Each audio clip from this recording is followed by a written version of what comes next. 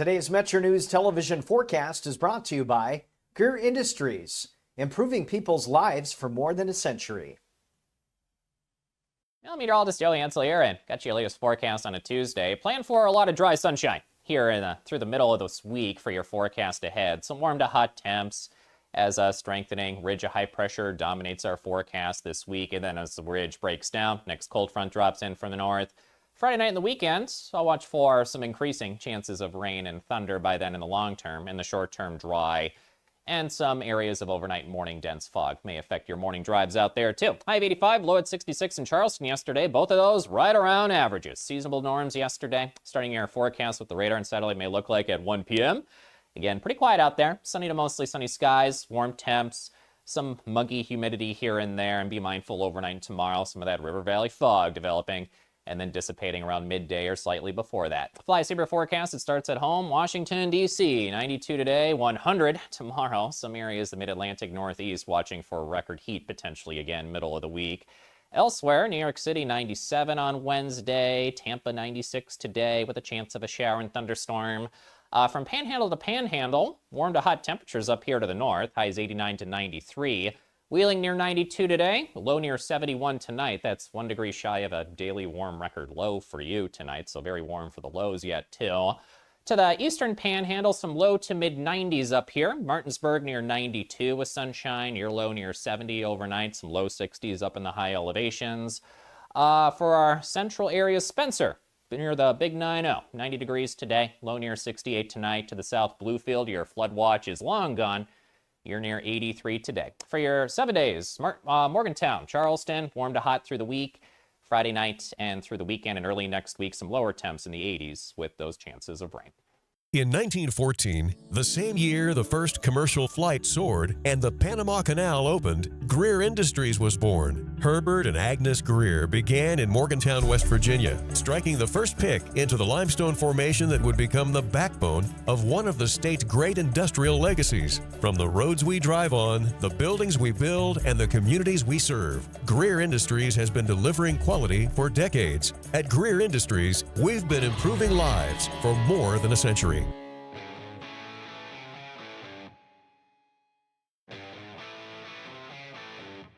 This is Metro News Hotline, presented by Salango Law. Metro News Hotline is a 3-hour audio tour navigating the world of sports, news, entertainment, tech, and more from a Mountain State point of view. For your entertainment, Hotline is a no politics zone. You can join the conversation. Text the show at 304-825-5304. 304-TALK-304. Or call 800-765-8255. Here's the host for Metro News Hotline, Dave Weekley. All right. Hello, West Virginia. We're back for more after 1 day off. Oh, and we're back for more in the 304. Time to get it done in the 681. Time to start this 3-hour audio tour for, what day is it? Tuesday. Oh, man. Tuesday, July 14th, 2026. Metro News Hotline comes to you from the Salango Law Studios. Visit salangolaw.com. All right, Coop, how did things go yesterday? Did everything go okay? Well, to my estimation, we delivered approximately 2 hours, 53 minutes, and 50 seconds worth of content. So I think that was right in the pocket. Nice. It was live people talking for almost 3 hours. There you go. Yeah, you go. I think that was what I was supposed to do. Nothing appears to be broken. Everything is right where it's supposed to be. Ryan's here where he's supposed to be. How did things go on the show yesterday, Ryan? I don't know. I only stuck around for the crosstalk. Right. Yeah, it was Murphy and me yesterday. Oh, really? Oh, how's he doing? Yeah, he's a little cantankerous. He's getting ready to leave again for a while, so he's like again. Yeah, he's got one. He always leaves in the summer. I don't know. He's got 1 foot out the door. Man, could you get his agent's name for me? He's I know, always right? gone. I know.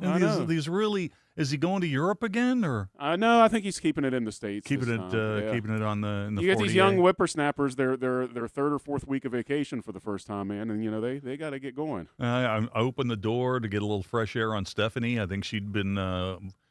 Stephanie, were you here for all of yesterday's show?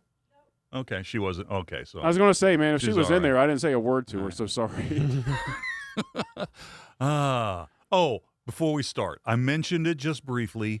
in my little thing I do with Dave Allen at the end of his show. Yes. We said some things last week about Wendy's. Yes. We said some things. Yes. Okay.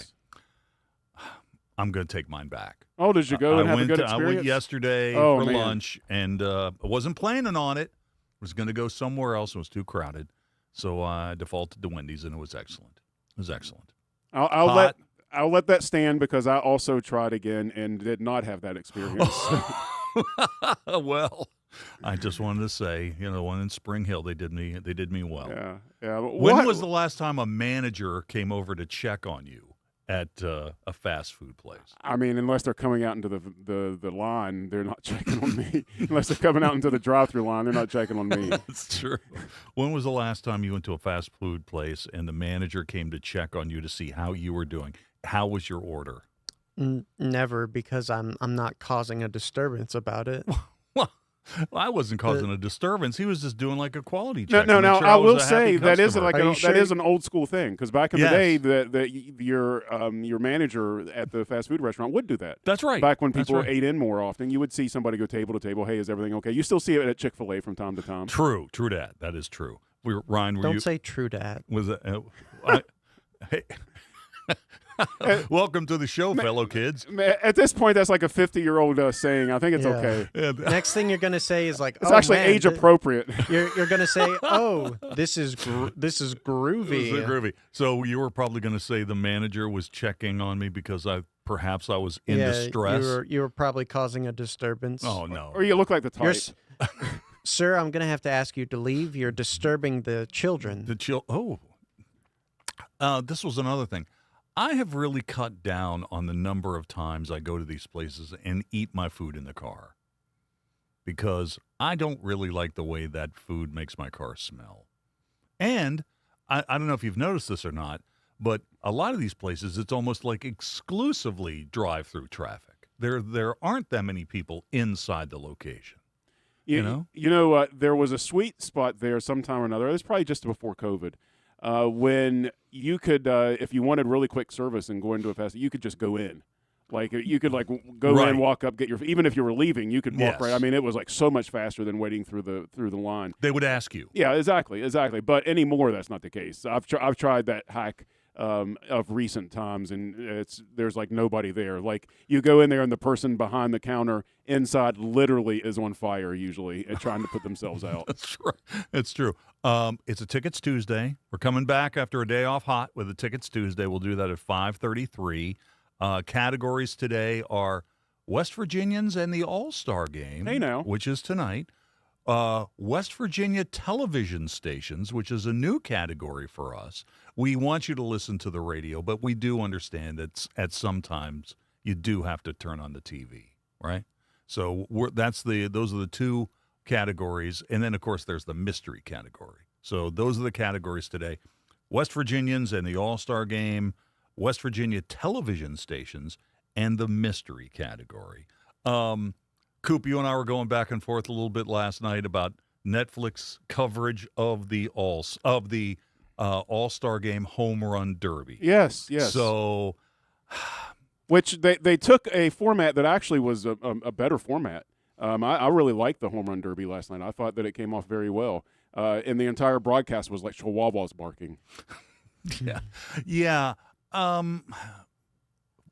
First of all, remember when we used to think about, could Netflix actually do a live event? Okay, that was a question not still that a long question. ago. Well, my picture was perfect. I mean, it looked good, sure. Yeah. I mean, yeah, even opening. You mean the production? Yeah, value. yeah. I just mean, or understanding baseball at all would be Yeah. would be my criticism. Like getting the game, the vibe of the game at all would be like. I know Michael Buffer is local to Philadelphia, so I mean, maybe having him do a intro would have been fine, as sort of a tribute. But having him announce each of the participants and having 8 guys take 10 minutes to be announced is really poor production and planning. Now, I was checked out before I could be checked in. now, How often have you heard Michael Buffer in your life? Do you really need more of that? Well, I said this on X that Michael Buffer doesn't get out of bed for less than 10 G or 100 Gs. Yeah, but he's almost Okay. a caricature of intros at this point. But that was kind of the joke, I thought. Yeah, it was a 10-minute joke. Yeah. I mean, jokes need to be a little quicker than that if that's the case. Now, I have to say, I did like it when they rolled out the boxing ring for the 8 contestants. I thought that was pretty clever. And I did like it when they brought Michael Buffer back. They brought him back. I know. To introduce the 2 remaining participants at the end of Home Run Derby. Yeah. But it was an interesting broadcast. First of all, on Home Run Derby, They should have got Stallone to do it. If they wanted to go to Philadelphia. The announcers aside, okay? Yeah. The okay. announcers aside, don't you want to know where the ball is going when someone hits the ball? It'd be nice. I mean, there were times yesterday in Home Run Derby where a participant would swing, and then you would have to judge by his facial expression whether it was going out of the park or not. I'd kind of like to decide that for myself as a viewer. I want to see the bat make contact with the ball, and then I want to watch where it goes. Am I asking too much? No, I don't think so. Okay. And they have so many fancy graphics, they couldn't have like a splashdown effect or something to show where the impact of the ball was in the outfield when they did show the where the balls went. And it seems like that would be a relatively minor consideration in today's game. And I did not anticipate that we would see Will Ferrell in the coverage. I don't think he thought he was going to be in the coverage. So did you know when Will Ferrell and who else was out in there in that thing? Luke Wilson and someone else who I have absolutely no idea who it was. I could barely I knew who Will Ferrell was, and I knew the other people were famous, but I couldn't place them because why are they at a baseball game? Okay, so they have a show coming on Netflix obviously, called Hawk. Right. Okay. Right. So that was supposed to be the joke, but there was not a lot of funny stuff. Oof. And I mentioned I said to Linda, while she was kind of a captive audience because I like baseball content. I said to her, Coop doesn't like Will Ferrell, and I'm beginning to understand why.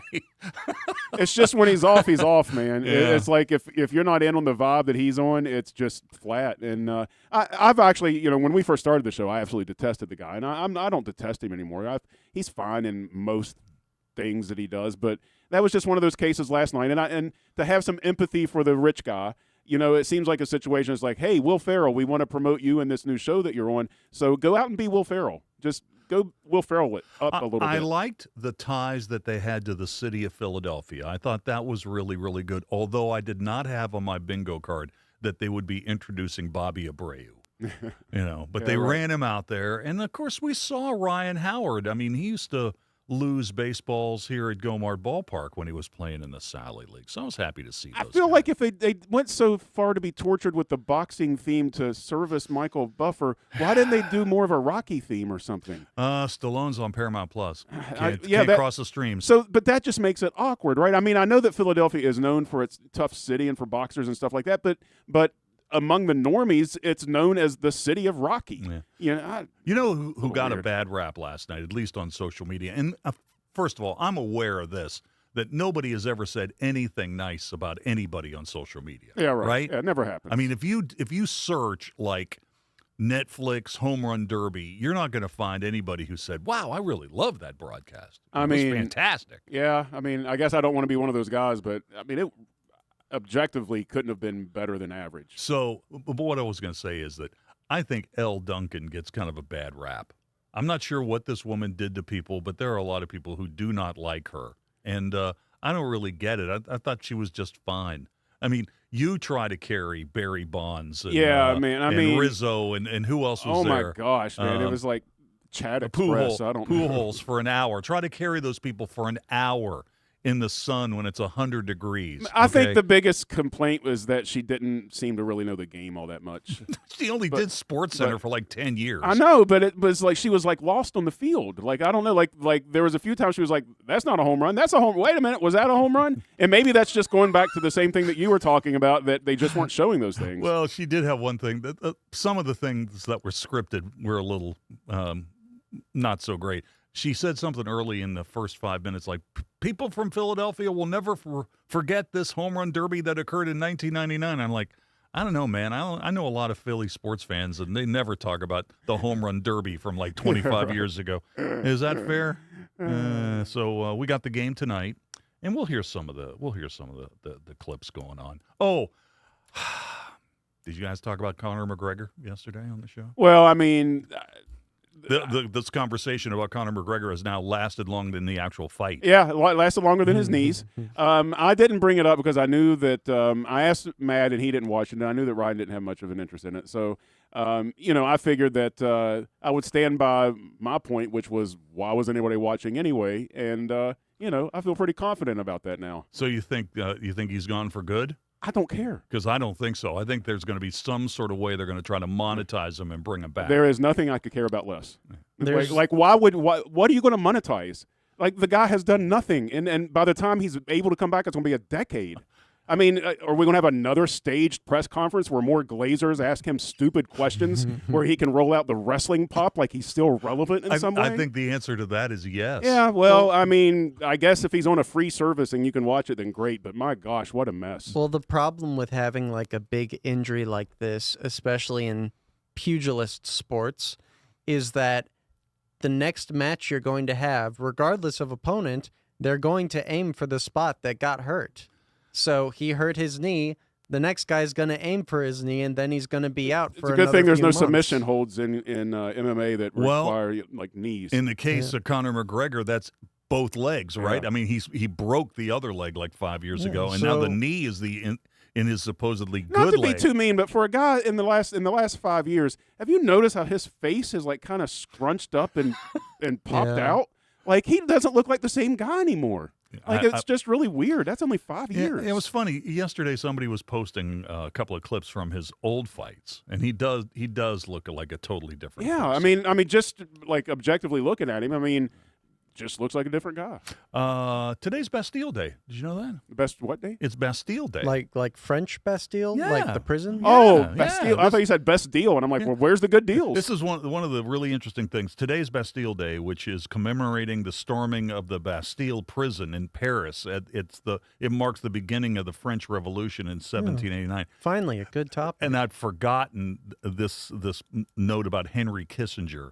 That Henry Kissinger was he once asked Zhou Enlai, who was the foreign minister in China not in the 1700s, but from like the mid 50s to I'd say the late 60s, asked him what he thought of the French Revolution, and Zhou responded, "Too early to tell."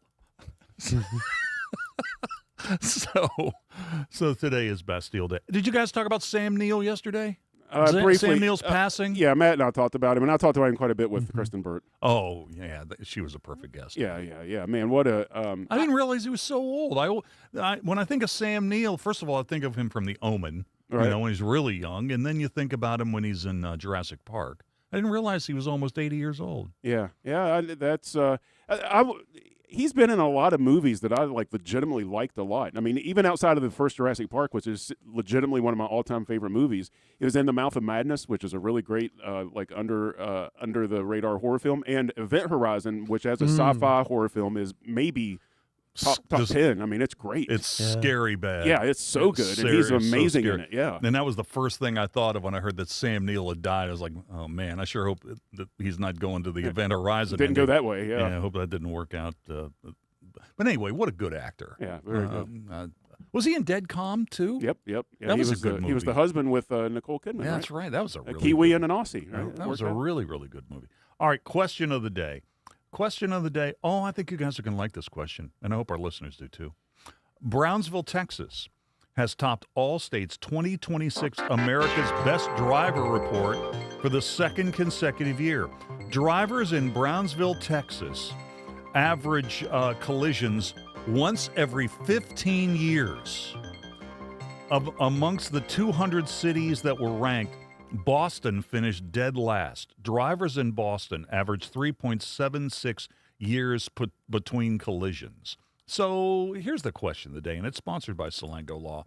What are some of the unwritten rules of driving in West Virginia that outsiders just don't understand? What are some of the unwritten rules of driving here in West Virginia that outsiders just don't understand? And we have some responses already to this. To respond, you can jump in there too. Text those in, 304-TALK, 304, 304-8255, 304. Tweet me, I'm on Exit Weekly, WEEKLY. What are some unwritten rules of driving in West Virginia that outsiders just don't understand. Oh, we got a goal in the World Cup. World Cup. The world is on edge for this semifinal game. The winner of this game between France and Spain is going through to the World Cup final. Argentina and England play tomorrow. Spain, the underdog in the game, has scored a goal, and they lead France 1-0. They are in the 24th minute. All right. Jeff, do you watch Home Run Derby last night? No. Did you listen to it? I listened to it. Attaboy. Did you carry that coupe on 580 or Of course I did. Yeah, and the All-Star game will be on there tonight. There you go. It's they sound the Home Run Derby is great on the radio. By the way, I was going to ask you that. I've never listened to it on the radio. It's really good. At least actually, I mean, commentary wise, it was better than TV. So yeah, it was good. What was nice about it is they talked trade deadline. Yep. They talked about baseball, divisional races in between the batters. Yeah, nice. Yeah. So if you're a baseball fan, it was pretty good. I guess if you like other stuff. Now we'll say Matt Vasgersian, who had the call on Netflix, first professional job after he graduated from Southern Cal. Well, he was the voice of the Huntington Cubs. Did you know that? I didn't until the last time that he did something. I think opening day, because I think he had the call on opening day. You're and right. You taught me that. All right. What have we got in the news in West Virginia? What's going on? Yeah, a ton of stuff, Dave. WVMetroNews.com. We've just updated the story about a deadly standoff in eastern Kanawha County today. A man was shot and killed by police after he had refused to come out of a house. He was a stabbing suspect. Earlier in the day, a guy was stabbed in the back. There in Shillian, went into the Parmar Marathon station there, said he'd been stabbed. He was bleeding badly from the back. Police arrived on the scene. They found out who they believe the suspect was in a house nearby. They got a warrant for a search warrant, sent a K-9 in. K-9 got stabbed. Oh, really? Also they believe by this man. Then they tried for several hours to get the man to come out, would not come out. Then deadly force was used. And you can read about that story, WVMetroNews.com. Also, just in from WVU, we don't have the story up yet, but you may remember this, Dave. WVU, Pitt, and Carnegie Mellon are together on this big Future Technology Energy Consortium. They are going after a $321 million grant from the National Science Foundation, and they were awarded the grant. So They're the big winners in that. That's the largest grant ever in WVU history. So we'll be posting a story about that. I see. We also have a story about Sistersville. They've got a new boat, Dave. There you go. The ferry will return. That's one of my favorite parts of the state. Thank you. Thank you, Jeff. Let's take a quick break. We're coming back with more in a moment. Stay ahead of West Virginia weather with Metro News Television. Now bringing you a new way to stay informed across the Mountain State. Get updates daily at 9, noon, and 4. From headlines and precipitation to severe weather threats and highs and lows. See conditions from panhandle to panhandle and check travel with the Fly CRW forecast. Our meteorologists are on your screens and on Talkline, Midday, Hotline, and Sportsline, keeping you up to date. Metro News Television weather. Accurate, local, and always on. Leading the efforts to build a stronger West Virginia, the High Technology Foundation has a proven plan to strengthen and diversify our state's economy. The I-79 Technology Park's high-capacity infrastructure continues to attract advanced federal operations that are driving economic growth. This keeps our young, educated residents in the state and brings West Virginians home. The High Technology Foundation, building a stronger West Virginia. Learn more today at WVHTF.org. 1914, the same year the first commercial flight soared and the Panama Canal opened, Greer Industries was born. Herbert and Agnes Greer began in Morgantown, West Virginia, striking the first pick into the limestone formation that would become the backbone of one of the state's great industrial legacies. From the roads we drive on, the buildings we build, and the communities we serve, Greer Industries has been delivering quality for decades. At Greer Industries, we've been improving lives for more than a century. Of course, the elevator was brought into my life because I had a severe heart attack in November of 2024. And then I entered into congestive heart failure. Where he was in the course, we really had to go towards an LVAD. At that point, I was committed. At that point, I wanted to get better, and I wanted to see what this machine was going to do for me. With this therapy, he's thriving, doing well. And not only is he living, he's thriving. For over 20 years, Dan Cava Toyota World has been more than a dealership. We're family-owned, community-focused, and committed to taking care of our customers long after the sale. Our commitment doesn't stop when you drive off the lot. With factory-trained technicians and a service team you can trust, we're here to keep your vehicle running at its best for years to come. So when it's time to get your next vehicle, choose the dealership that's been serving the community for generations. Visit Dan Cava Toyota World in Fairmont. Shop the road. We're Panhandle Cleaning and Restoration, and we're gonna save you. We've got it down to a science, an absolute state of art.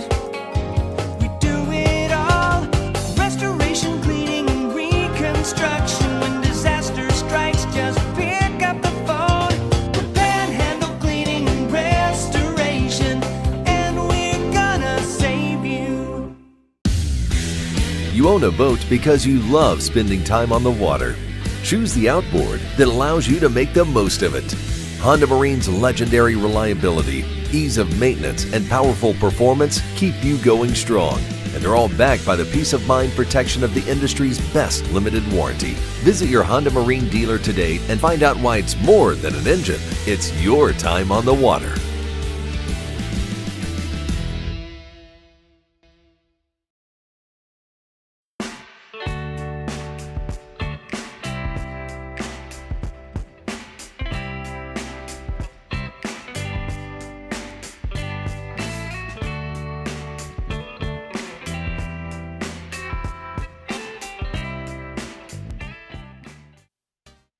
Today's Metro News television forecast is brought to you by Greer Industries, improving people's lives for more than a century. Well, meteorologist Joey Ansel here, and got you your latest forecast on a Tuesday. Plan for a lot of dry sunshine here through the middle of this week for your forecast ahead. Some warm to hot temps as a strengthening ridge of high pressure dominates our forecast this week, and then as the ridge breaks down, next cold front drops in from the north. Friday night and the weekend, I'll watch for some increasing chances of rain and thunder by then in the long term. In the short term, dry. And some areas of overnight and morning dense fog may affect your morning drives out there too. High of 85, low at 66 in Charleston yesterday. Both of those right around averages. Seasonable norms yesterday. Starting your forecast what the radar and satellite may look like at 1 p.m. Again, pretty quiet out there. Sunny to mostly sunny skies, warm temps, some muggy humidity here and there. And be mindful overnight and tomorrow, some of that River Valley fog developing and then dissipating around midday or slightly before that. Fly Saber forecast, it starts at home. Washington, D.C., 92 today, 100 tomorrow. Some areas, the mid-Atlantic Northeast, watching for record heat potentially again, middle of the week. Elsewhere, New York City, 97 on Wednesday. Tampa, 96 today with a chance of a shower and thunderstorm. From Panhandle to Panhandle, warm to hot temperatures up here to the north. Highs 89 to 93. Wheeling near 92 today, low near 71 tonight. That's 1 degree shy of a daily warm record low for you tonight, so very warm for the lows yet too. To the eastern Panhandle, some low to mid 90s up here. Martinsburg near 92 with sunshine, your low near 70 overnight, some low 60s up in the high elevations. For our central area, Spencer, near the Big 90, 90 degrees today, low near 68 tonight. To the south, Bluefield, your flood watch is long gone. You're near 83 today. For your 7 days, Morgantown, Charleston, warm to hot through the week. Friday night and through the weekend and early next week, some lower temps in the 80s with those chances of rain. In 1914, the same year the first commercial flight soared and the Panama Canal opened, Greer Industries was born. Herbert and Agnes Greer began in Morgantown, West Virginia, striking the first pick into the limestone formation that would become the backbone of one of the state's great industrial legacies. From the roads we drive on, the buildings we build, and the communities we serve, Greer Industries has been delivering quality for decades. At Greer Industries, we've been improving lives for more than a century. On the next State of Minds. We cook West Virginian food is how we like to phrase it. I knew that every time I would hear a story, and I would hear the same story, but it never got old, about what this meant to the family and how it was served and how special it was to be put on the table.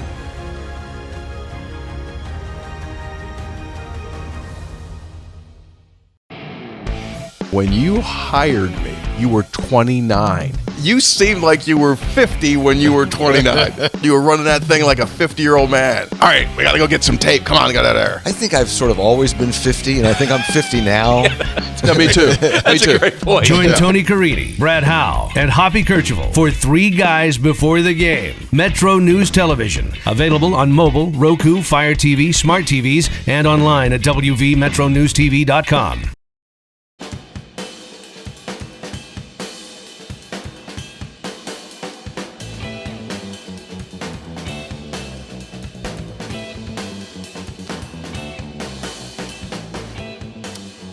All right, welcome back to the show. 26 minutes till the hour. We got baseball. The Major League Baseball All-Star Game is tonight in Philadelphia. I thought this was interesting. Somebody posted this earlier today about the strength of schedule remaining for Major League teams here at the break, going through the end of the regular season before the playoffs begin.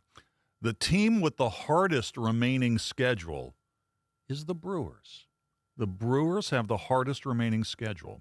Those will be the Brewers that your Pirates beat up on in an unholy fashion to end the first half. Yeah, they're looking pretty good.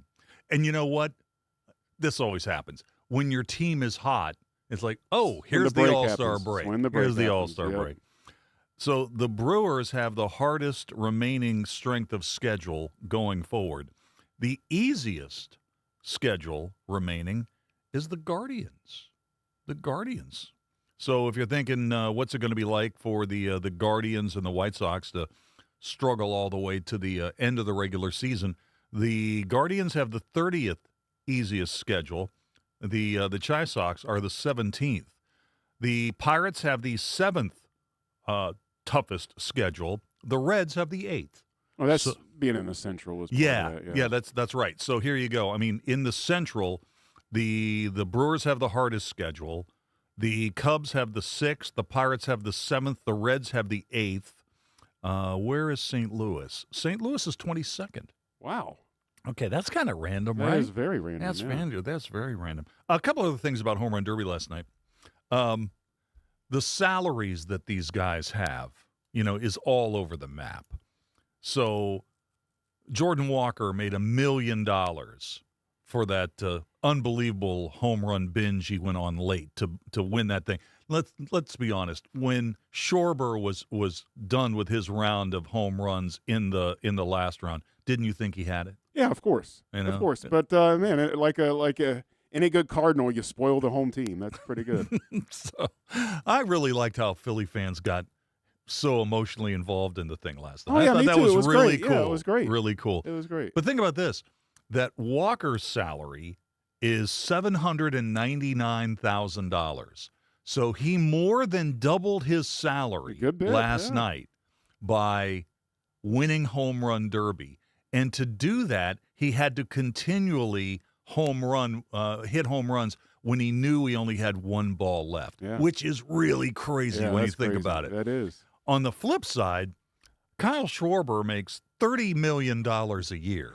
And so he's in the ballpark in Philadelphia playing for the Phillies, watching Jordan Walker hit these home runs, one pitch right after another, knowing that he's got like $500,000. He's just if just one of those balls goes foul or that weird 2-color ball just doesn't make it over the fence, that's like that was $500,000 he lost when Walker hit that last home run. I mean, listen, a lot of these guys, they're not even going to bend over and pick up $5,000 if they saw it on the floor, right? But $500,000 riding on a pitch, that's money. That's crazy. That's yeah, money. Good And stuff. I saw where somebody posted it this way.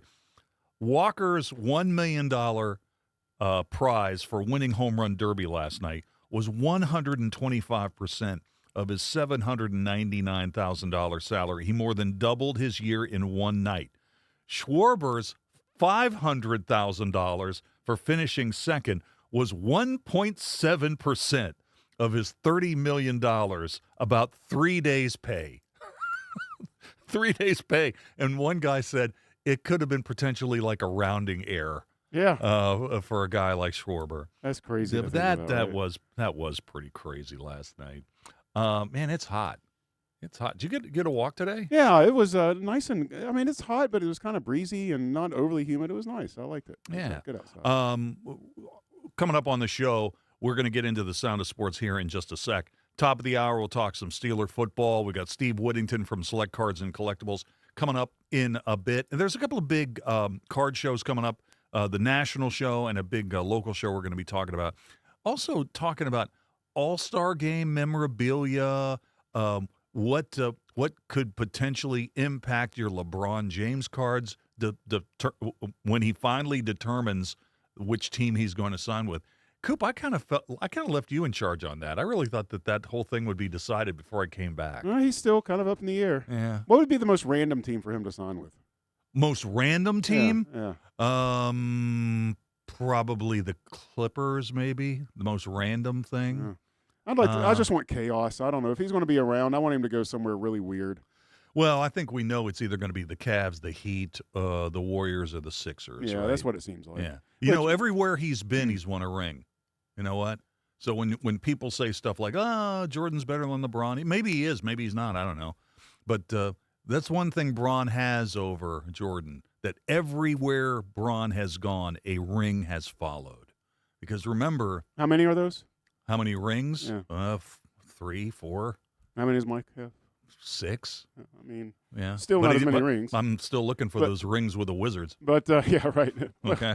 Yeah, I guess that's true. What LeBron should do is go back to the Cavaliers, and then he doesn't have any risk of breaking that. Well,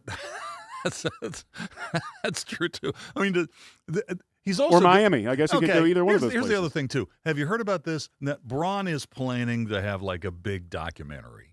Okay, now that Jordan had the last dance, all these guys, Brady, LeBron, they want their moment, right? So they're thinking that potentially his decision for which team he may go to, that may be a this factor. time around. Yes. Oh my gosh. Yes. Not another the decision.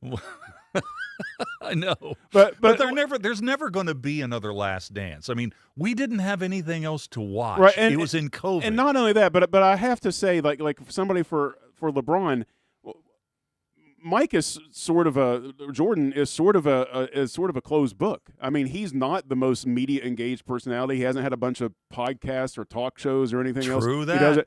LeBron's been in our face for decades. I mean, we know everything about the cat. What are we going to learn on his big show? I mean, seriously? Literally, what have we not heard that we've already heard from the barbershop Exactly. to the point that we don't even want to hear it That's anymore? what I'm saying. I mean, I get where he's coming from, but wherever he is on, I mean, he's obviously either 1 or 2 in greatness, or I mean, you can make the arguments. They're pretty, whatever it is, but he's never going to have the same mystique as Mike simply because Mike didn't run his mouth all the time. Well, he couldn't. There was no social media. Right. Well, then. that's whatever the reason for it is. It wasn't there. So you're never going to have the same mystique because it's just a matter of fact that there was no social media. Mike didn't talk a whole lot to the media or anything. He didn't have talk shows, podcasts, things like that to share his opinions all the time. There was like an interview every once in a while on Sports Illustrated and the Chicago Sun. That was like it. Yeah, but the amount of social media traffic should not impact our decision on who is a better player.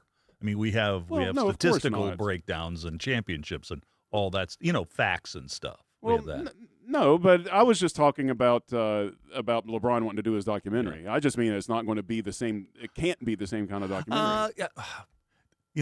Did you watch any of the Brady documentary? No, I didn't watch any of that. I didn't even know there was one. I don't care. Yeah. Oh, by the way, there's nobody that I want to know less about than Tom Brady. To be quite honest with you, I did notice that the All-Star Game is tonight on Fox, and so Netflix had Home Run Derby last night. And today, and I'm surprised they didn't promote this heavier in the All-Star Game, Home Run Derby last night. The 3rd season of Quarterback on Netflix, which is a pretty good show, debuted today. So it dropped today. So I don't think that's a mistake. Do you? I mean, that Netflix is probably hoping that maybe a couple football fanatics would rather watch Quarterback than the All-Star Game tonight. Yeah, who knows? And depending on how the game goes, I might be one of those people. I don't know. I'm still shocked that Netflix, apparently the upper echelon of Netflix are spinning around in circles wondering, why is our audience abandoning us? And it's like, well, you cancel shows after a season for no reason, or the shows you do keep around, there's three years before seasons, and you want to know why people aren't engaged with your product? Because you don't treat people with any respect to it. That might be true. You know what? let's talk for a couple minutes more. Then we'll take a break. We'll do the Sound of Sports in a minute. So tomorrow is the ACC Media Day in Charlotte.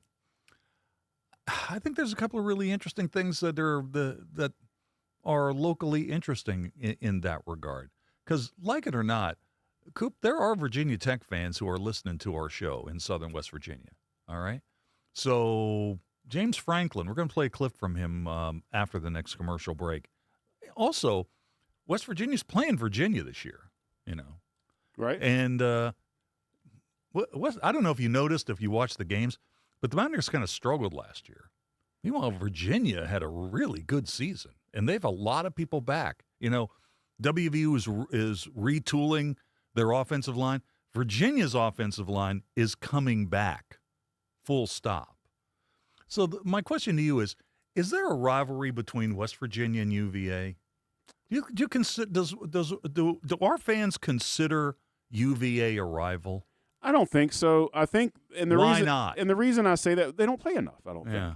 And also, the only time that there's any heat to UVA, it's that bowl game fiasco years ago where they did some sort of thing at halftime. You remember that? Like it was something that West Virginia and Virginia played in a bowl I choose game. not to remember that. Yeah, whatever it was, but that's the only, like whenever you talk about Virginia and you ask if there's any heat, that's the only thing that people bring up. I mean, you can't have a rivalry based off of that one thing. What's the most memorable game they ever played? Well, what two players really don't like each other? Yeah, what coaches went head to head? I mean, there's no history there. But there's border. We border the state of that Virginia. means less and less anymore. So if it was ever going to happen, it would have been 20 years ago. Anthony Lewis is going to be here at 5:00. He has some good insights onto it. It makes sense. It would be a great rivalry, right? It seems like it would be, but it just never has been. Man, I love Charlottesville. What a wonderful town. I'd love to see West Virginia and UVA play more. So they're going to play in football this year. And I'm seeing UVA is picked like in the top third in most polls for the ACC this year. And we'll get their poll this weekend, or starting probably tomorrow with the ACC Media Days in Charlotte. Let's take a break, and we'll come back. We'll get into the Sound of Sports, a little bit more on Home Run Derby. That's coming right up. Metro News Hotline, brought to you by Salango Law, will return right after these messages.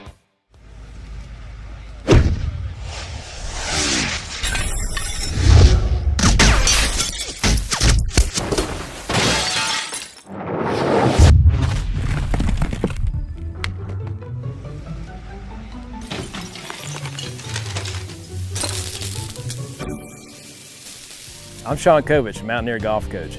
When disaster strikes your home, business, or golf game, call the restoration company the Mountaineers call. Panhandle Cleaning and Restoration. Leading the efforts to build a stronger West Virginia, the High Technology Foundation has a proven plan to strengthen and diversify our state's economy. The I-79 Technology Park's high-capacity infrastructure continues to attract advanced federal operations that are driving economic growth. This keeps our young, educated residents in the state and brings West Virginians home. The High Technology Foundation, building a stronger West Virginia.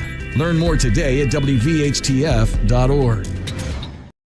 1914, the same year the first commercial flight soared and the Panama Canal opened, Greer Industries was born. Herbert and Agnes Greer began in Morgantown, West Virginia, striking the first pick into the limestone formation that would become the backbone of one of the state's great industrial legacies. From the roads we drive on, the buildings we build, and the communities we serve, Greer Industries has been delivering quality for decades. At Greer Industries, we've been improving lives for more than a century. For over 20 years, Dan Cava Toyota World has been more than a dealership. We're family-owned, community-focused, and committed to taking care of our customers long after the sale. Our commitment doesn't stop when you drive off the lot. With factory-trained technicians and a service team you can trust, we're here to keep your vehicle running at its best for years to come. So when it's time to get your next vehicle, choose the dealership that's been serving the community for generations. Visit Dan Cava Toyota World in Fairmont. Shop the world! Of course, the LA was brought into my life because I had a severe heart attack in November of 2024. And then I entered into congestive heart failure. Where he was in the course, we really had to go towards an LVAD. At that point, I was committed. At that point, I wanted to get better. and I wanted to see what this machine was going to do for me. With this therapy, he's thriving, doing well. And not only is he living, he's thriving. You own a boat because you love spending time on the water. Choose the outboard that allows you to make the most of it. Honda Marine's legendary reliability, ease of maintenance, and powerful performance keep you going strong. And they're all backed by the peace of mind protection of the industry's best limited warranty. Visit your Honda Marine dealer today and find out why it's more than an engine. It's your time on the water.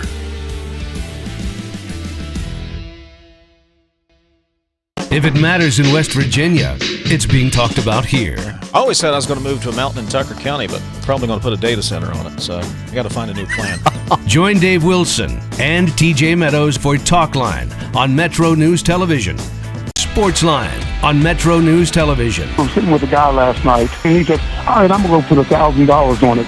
Well, down the stretch of that ball game, he's looking at us like, are you kidding me? Sure enough, the Mountaineers came back. I saw him today. He said, yep, I'm putting another grand on them tomorrow.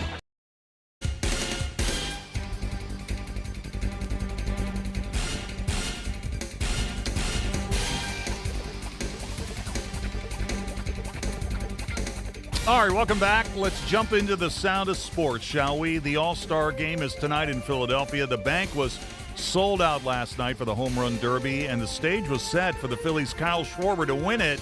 But Cardinals outfielder Jordan Walker finished with a flourish, hitting 6 consecutive home runs in the final to stun everybody.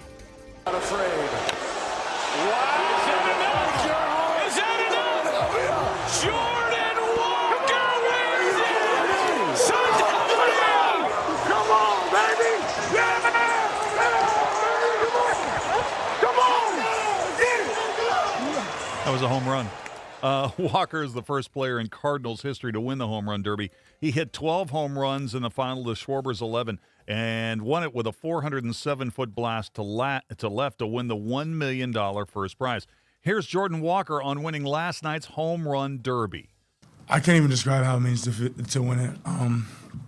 It was a lot of swings, a lot of pressure, but I think I just had fun no matter what. Like every round, I was having a good time. You know, as a kid, I grew up. My favorite thing to do playing baseball is hitting home runs. So when the competition is, dedicated to doing it, all right, have fun doing it. Players seem to enjoy the new format, which allowed for 20 untimed swings in the first round, 15 in the semifinals, 15 more in the final. Junior Caminero of the Rays, 491-foot blast in the first round was the longest of the night.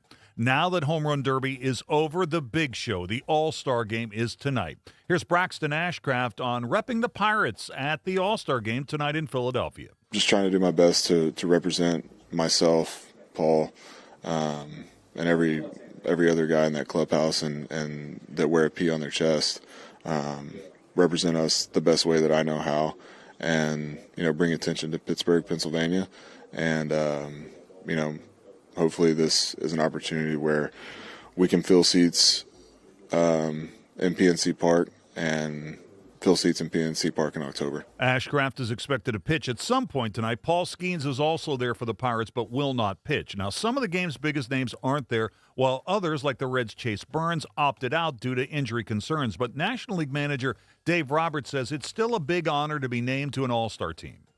It's an honor. It's a huge honor to be named an All-Star, to be able to participate in this game. I didn't have that. I wasn't a good enough player to be an All-Star. This is my 4th time managing the All-Star game. And so, the way the game is now, where there's rest, recovery, injuries, which are certainly validated, I still try to encourage players to participate because, it is for the fans. It's a fans' game. And to be able to showcase your talents in front of everyone, it's a special moment. So I think for Dylan, for Christopher, I'm really excited for him. But yeah, the landscape's changed a little bit, but it's still about playing baseball. Rookie Sal Stewart will represent the Reds tonight. League pride is on the line this evening, even in this era where every team faces each other at least once nowadays. AL skipper John Schneider of the Blue Jays reacted this way to the idea that the National League is the better league this season. Numbers don't lie sometimes, and I'd be lying if I said the American League was in a different spot for our own standings, So I think the season is called a season for a reason. You see where it shakes out after 162, but there's definitely some strong teams in both leagues, and fortunate for the Jays, we're still doing okay and treading water to get to where we want to be. All right, the ABS Challenge system will be in effect for the Major League Baseball All-Star Game tonight for the second straight year. Here's Dylan Cease of the Blue Jays, who will start for the American League on the ABS system. Did you want to answer? Yeah, I think it's entertaining. I like it when it goes my way, and I don't like it when it doesn't. But no, I think it's entertaining, and it's just one of those where I've kind of just accepted it is what it is, and I've thought it's been kind of nice. And just like the regular season, each team starts the All-Star Game tonight with 2 challenges. College football news. The ACC Media Days start tomorrow in Charlotte. Virginia Tech wrapped their Hokie tailgate tour last night in Roanoke. James Franklin has Tech fans fired up with his arrival, but the former Penn State coach says the Gobblers still have lots of work to do. Yeah, there's a ton of excitement. Obviously, the fan base is hungry. But there's a ton of excitement. I think there's a bunch of momentum right now. We got a lot of work to do, but there's a lot of positive signs that I think people are seeing and recognizing, and we just got to keep the momentum going as long as we can. Finally, the British Open begins Thursday at Royal Birkdale, and the last time the Open was held there, Jordan Spieth won the Claret Jug back in 2017. Dried up this week. It's going to play quite different than it did the last time we were here, and we've had an opposite wind too the last couple days, so we'll see what happens with the wind direction, because that's everything out here, right? I mean, holes that are close to being drivable become mid to long irons, and just with a wind switch, the difference in into and down are so dramatic over here that picking a strategy is going to be key, and it's going to be quite different than the last time I was here, but nevertheless, I have great memories, and just reliving some of the shots, especially in the closing stretch. The smart money's on Scheffler, Rory, and Matt Fitzpatrick this week, but the crowd will be rooting for their hometown boy, Tommy Fleetwood. It all starts Thursday at Royal Birkdale. Let's take a break. We're back to wrap up hour number 1 in a minute. Metro News Hotline, presented by Salango Law, will return right after these messages. 1914, the same year the first commercial flight soared and the Panama Canal opened, Greer Industries was born. Herbert and Agnes Greer began in Morgantown, West Virginia, striking the first pick into the limestone formation that would become the backbone of one of the state's great industrial legacies. From the roads we drive on, the buildings we build, and the communities we serve, Greer Industries has been delivering quality for decades. At Greer Industries, we've been improving lives for more than a century.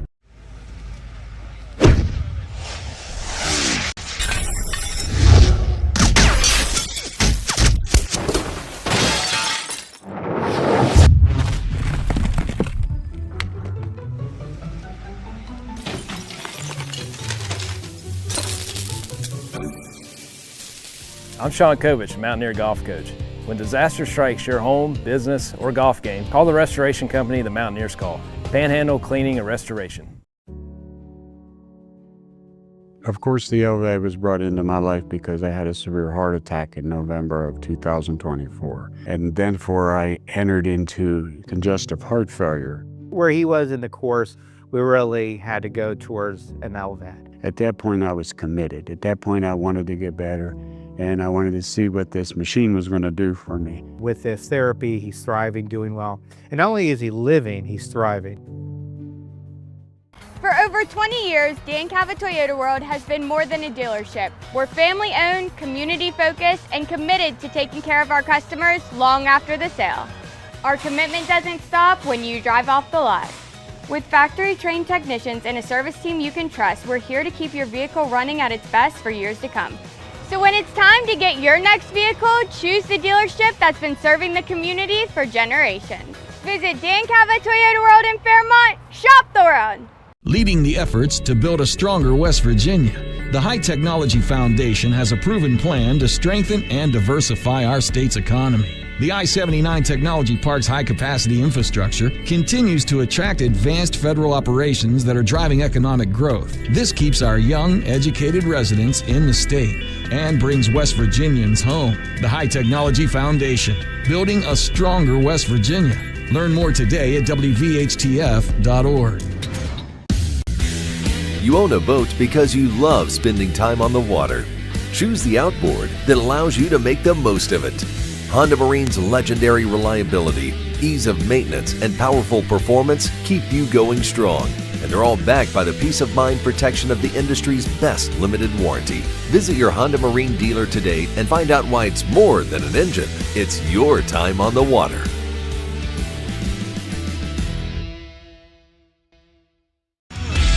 For your daily fix of sports in West Virginia, there's only one stop. Sportsline on Metro News Television.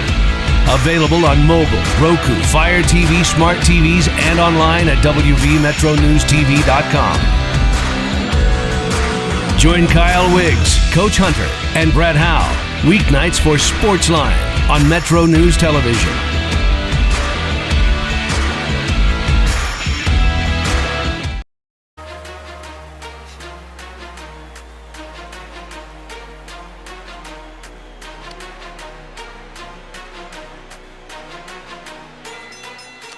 All right, World Cup semifinals. They're at the half. Spain has one shot on goal, and it went into the net. They lead France 1-0. They're at the half. Winner goes to the World Cup final. We'll take a break for news at the top. We'll take some headlines, then we'll take a look at what happened on Wall Street today. Reset our question of the day about the unwritten rules of driving in West Virginia, and we'll talk some Steeler football, too. This is Metro News, the voice of West Virginia.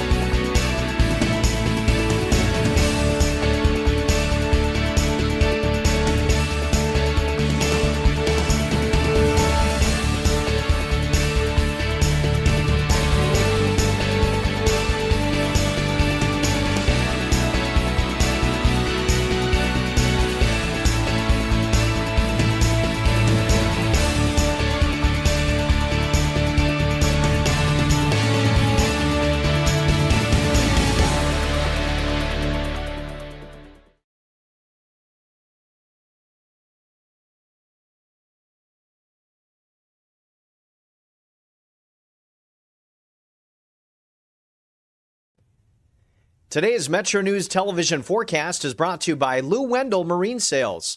We sell family fun. I'm meteorologist Brandon Weathers. Dry and hot is what we have through the rest of the work week. Late Friday, thunderstorms are turning and we'll continue to have a pretty wet weekend. But for Wednesday, widespread moderate to major heat risks, expanding this in the region on Thursday. This is where we are dealing with the need for some hydration and limiting outdoor exertion. Meanwhile, very little in any kind of accumulation through 8 a.m. Friday, but extending this over the weekend. Now we have general accumulation of ½ inch to an inch for much of West Virginia with locally higher amounts. A marginal flash flooding risk beginning for our Friday night and continuing on Saturday. So eventually some heavy rain may bring some localized flooding concerns, but in the short term, clear skies overnight. Some patchy fog might set up, then we'll have another clear and hot day on Wednesday. FlyCRW forecast, it starts at home, New York, 98 on Wednesday, quickly cooling off from there. Meanwhile, DC slower to come down from the triple-digit heat on Wednesday, still in the mid-90s with the sun for Charlotte over the later part of the week. Panhandle to Panhandle forecast, Moundsville does not drop below 71 tonight, then tops off around 96 on Wednesday with some sun, heat index value around 100 there. Looking east for other temperatures that struggle to fall below 70 overnight, then Martinsburg, air temperature could reach 100 on Wednesday. Elkins, 65 tonight. Upper 60s toward Parkersburg with 94 for your Wednesday. Snowshoe, 85. We'll look toward Lewisburg for a low near 60 and some fog. Meanwhile, 67 for Charleston, 94 there Wednesday. We'll see hot and dry through the work week. Storms return late Friday and will stay wet as we trend cooler over the weekend. You own a boat because you love spending time on the water. Choose the outboard that allows you to make the most of it. Honda Marine's legendary reliability, ease of maintenance, and powerful performance keep you going strong. And they're all backed by the peace of mind protection of the industry's best limited warranty. Visit your Honda Marine dealer today and find out why it's more than an engine. It's your time on the water.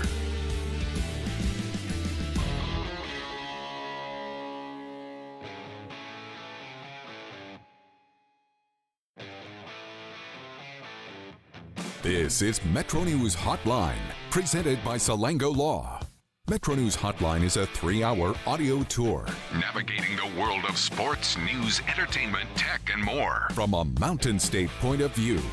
Hotline is a no politics zone. You can join the conversation. Text the show at 304-825-5304.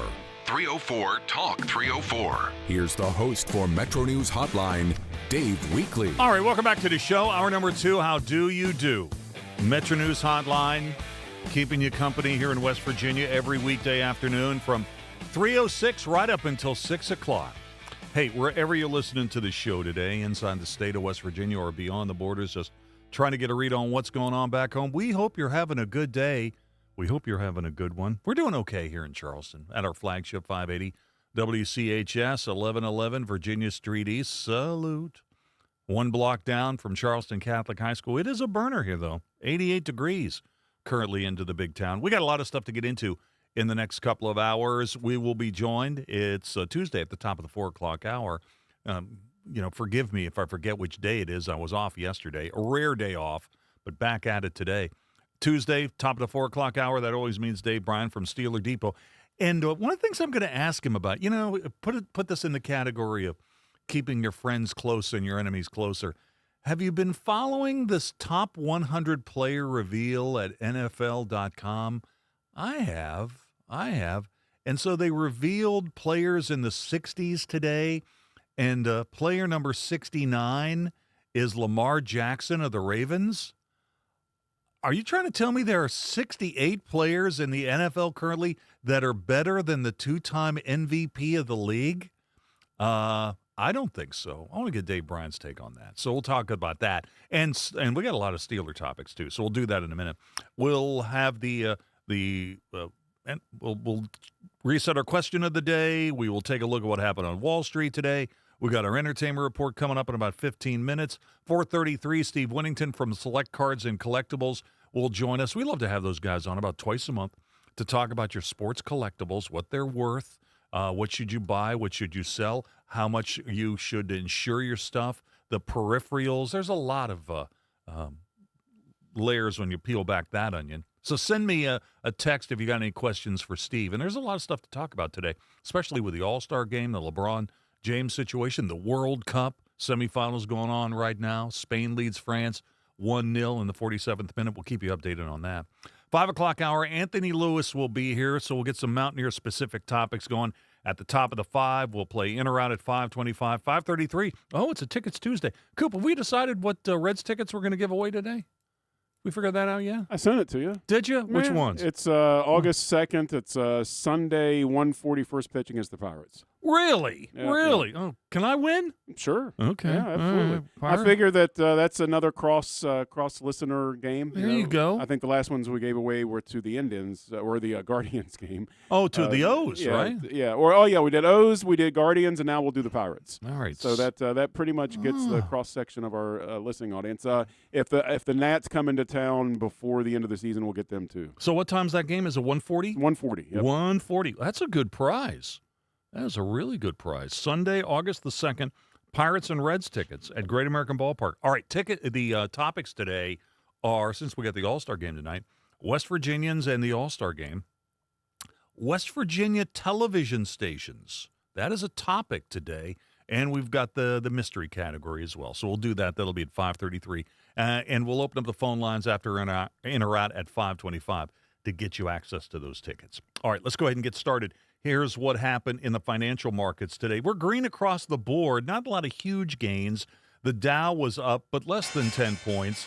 Up 9 points today, closing at 52,508. S&P 500 up 0.4%, tacked on 28 points, 75.43 at the close.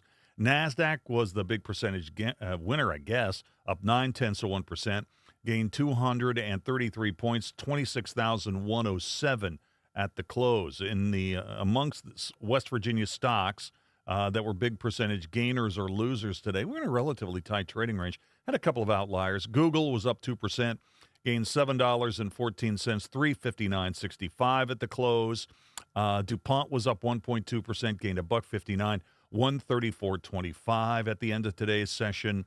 Let me give you one more. Oh, Northrop Grumman was down 2.3%.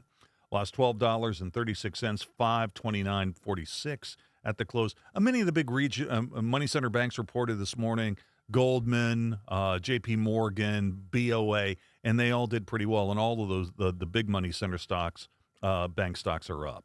In terms of the energy space, oil today, oil up 1.9%, gained $1.49. WTI in the NYMEX at $79.63. So a big gain in oil yesterday, tacking on a little bit more. And now that it's game on, apparently, with the war in Iran.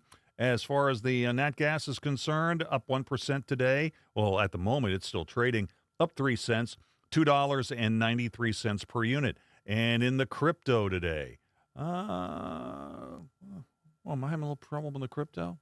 Yeah, apparently I am. We'll get to that later. All right, let's do the question of the day.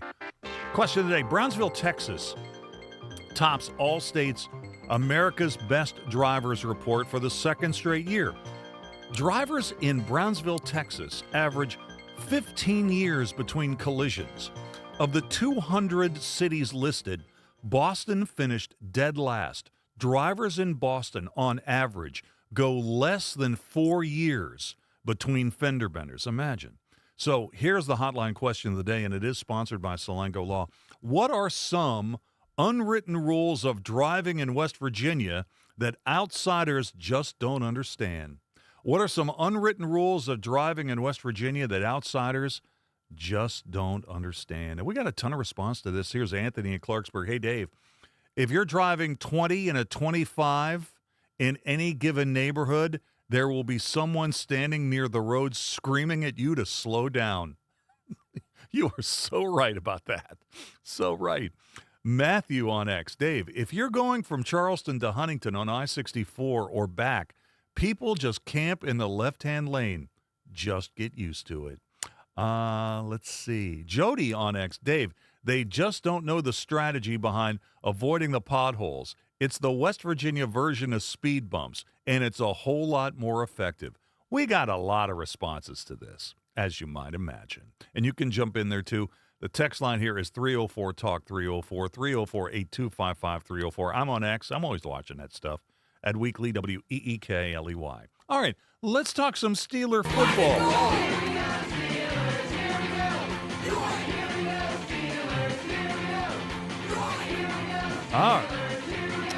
All right, Dave Bryan joins me now to talk a little Steeler football. He's the mastermind behind SteelerDepot.com. How you doing today, Dave? Happy Tuesday to you, Dave. We're counting down the days. We got 2 weeks from today, I think, until the Steelers report to St. Vincent College in Latrobe for the start of training camp. Wow. So it's almost that time again. It's getting close. All right, well, I'm happy to hear that. Hey, before we get into the black and gold stuff, what's your reaction to this thing I did in the setup to this hour about Lamar Jackson in the NFL.com top 100 reveal is number 69? Are you trying? That's impossible, right? There cannot be 68 better players than Lamar Jackson. Yeah, how long have we been calling for this list to be audited and for them to to get a true sense of how many players are actually voting in this thing and what that voting process looks like. And look, this was he was number 2, I think, on the list last year, right, on the same list. And then now you're going to tell me he drops to 69, and obviously, look, he missed I think it was something like 4 games last year due to injury, and obviously didn't have the season that he had prior to, didn't come even anywhere close to throwing for 3,000 yards after throwing for over 4,000 yards the previous year, and had 41 passing touchdowns, I think, in 2024, and was about half of that. I understand dropping him down the list, but that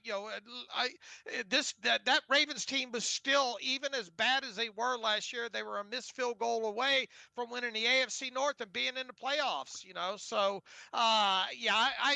dropping him down all the way to 69. If you want to drop him down to 39, okay. I mean, that's fine. But dropping him down that far and just starting to look at some of the players that are coming in ranked ahead of him, I don't get it. Lamar Jackson is still a force in this league. He's still one of the most dangerous quarterbacks in the league because of his legs, and that's just way too low. Yeah, I give a big amen to all that. Amongst qualified quarterbacks last season, and this is at NFL.com, Lamar Jackson had the highest passer rating, yards per attempt, and completion percentage over expected on play-action passes. That's kind of a sabermetric stat. But anyway, the guy's still good, okay? He's still very, very good. And I just don't like, as a Steeler fan, I really don't like this just adds fuel to the cat's fire. Okay. Yeah, absolutely. You're giving him something to get mad about now, and as a Steelers fan, you certainly don't need that. He's tough enough to handle when he's in a good mood. Hey, let me ask you this: what kind of party did Aaron Rodgers throw for all of his offensive teammates for the last go around? Did everybody show up? Were there guys who didn't get invited? What's the story on that? Yeah, I think as far as we can tell from the pictures that have surfaced off of Instagram and all, it's mostly the skilled players and all like that. I know DK Metcalf was out there. I know Ben Skoranek was out there. Roman Wilson. Yeah, and that's good news because Aaron Rodgers and Roman Wilson certainly had problems getting on the same page last year, and there were times where it looked like Aaron Rodgers wasn't overly happy with Roman Wilson. So the fact that he was part of this group this year, that's fine. Mason Rudolph was out there. Pat Freiermuth was out there, and new wide receiver Michael Pittman Jr. as well too. Now, I don't know if we've seen any pictures of them getting any throwing or any work done, but it's a team bonding session, and I know a lot of people are asking, why wasn't Jeremy Bernard there? Why wasn't Will Howard there? I think Will Howard had posted that he was at a wedding this past weekend, so maybe that explains that. And I know Jeremy Bernard's been working with the Route God. There's another video of him working with the Route God surfaced on YouTube or on Twitter yesterday and all. So this just seems like kind of a a get together, and he's calling it his last rodeo. And that's appropriate. It looks like they're out west somewhere. So in 2 weeks, I would imagine they're going to be asked about that get together and what all they did. I know there's been some horseback riding. They've been dressing up in cowboy Western attire and getting some campfires and all done like that. I don't know how much football's actually taking place. I suppose maybe we'll find out in the next couple of weeks. Hey, Bernard's a rookie. Okay, there's got to be a rookie hazing issue here as well. I mean, he'll be carrying shoulder pads and stuff once they get to Latrobe. So I'm not surprised that he wasn't invited to this thing. Although I have to say he's kind of an X factor on this year's team. He could play a big role in this team. Yeah, absolutely. Look, you're going to have a third wide receiver. We expect this team to run 11 personnel under Mike McCarthy. I kind of envision at the start of the season, assuming Roman Wilson makes the team, that you'll see probably some mix and matching of those guys, maybe splitting some reps as a number 3. And Mike McCarthy right from the get-go has said he's big on these wide receivers knowing all the positions. So you're going to see these guys, I think, move around a lot at the wide receiver position. Whether it be the X or the Z or the F position, you're going to see a lot of moving around. But Jeremy Bernard, I think as a rookie, I think people might be a little bit overestimating some of his impact. A lot of people thinking maybe he'll hit 50 catches or something like that. To be more realistic, I'm looking for him. I think if he hits 40 receptions as a rookie, I think that would be good. Assuming that nobody gets injured or he has to play a lot of, because look, there's only so many balls to go around, right? You got DK Metcalf, you got obviously Michael Pittman Jr. Those are your top 2 wide receivers. You got Pat Freiermuth, you got Darnell Washington. Bernard's not going to play every snap on top of it there. So I think if Bernard can hit the 40 reception mark, I think that'll be acceptable, and I think it'll be something to look forward to to move on into his second NFL season in 2027. I agree with all that too. I mean, if Bernard gets 40 balls, if he catches 40 balls this year, I'm going to consider that an absolute win. You know what? Joe Clark wrote something at SteelerDepot.com that's up on the site now that I thought was really interesting, and I hadn't really thought too much about it. And I just want to give I want you to give me the Cliff Notes version of his article about Brock Hoffman and why he is the most underrated free agent signing of the offseason. I thought this was a really well-reasoned article. Yeah, and look, back earlier in the offseason, the Dallas Cowboys had a chance to, put a restricted free agent tender on Brock Hoffman, and I was a little bit surprised that they didn't do that. And the moment that they essentially said that they were going to let him hit free agency, I thought the Steelers should go after him. And I'm surprised he signed for as low amount as he did. Obviously, he has a history with Mike McCarthy from the time that the two were in Dallas. Brock Hoffman is a guy that can play center, and he can play both guard spots for you as well too. And going in, the last couple of seasons, we've seen Ryan McCollum have to be the backup center, and Ryan McCollum had to play start a couple of games 2 years ago when Zach Frazier was down out injured for a couple of games. And while he did a good job, the Steelers certainly need an upgrade in that area. And that's just saying that that if Brock Hoffman does not win, and let's say the starting right guard position, and I think Brock Hoffman's going to be in the conversation with Spencer Anderson and maybe to some degree Jennings Dunker, the rookie, to battle for that starting right guard spot. But let's say Brock Hoffman does not win that spot. He's going to be potentially your next guy off the bench as your kind of uber swing interior offensive lineman, because once again, he can play the center position. He's played both guard spots along with it, and he's already familiar with the things that Mike McCarthy wants to do. So I agree. I think this might be one. And look, obviously if he doesn't start, you hope that he doesn't have to play a lot of offensive snaps, because that means that a starter probably got injured. But also on top of it, what are the chances that all 5 offensive linemen are going to go the whole season and not miss time? It's highly unlikely. So yeah, I think it could be a highly unrated signing here when it comes to Hoffman. And obviously, if he has to play in his center, that means Zach Frazier went down. So you're not rooting for that. But yeah, watch for Brock Hoffman as we get into training camp and the preseason.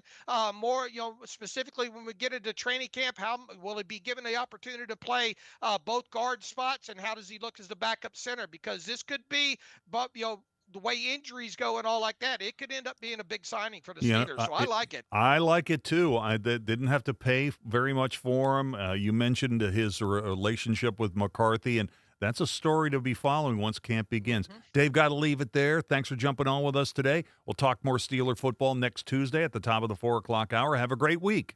All right, you as well, Dave. 1 week and counting starting next week, and we'll get after it here. Have a great day. That sounds good. By the way, France now trailing Spain 2-0 in the 62nd minute of this World Cup semifinal. So France has work to do. Now they are down 2 goals and about 30 minutes remain in the game. Let's take a break, and when we come back, we'll get into the entertainment report.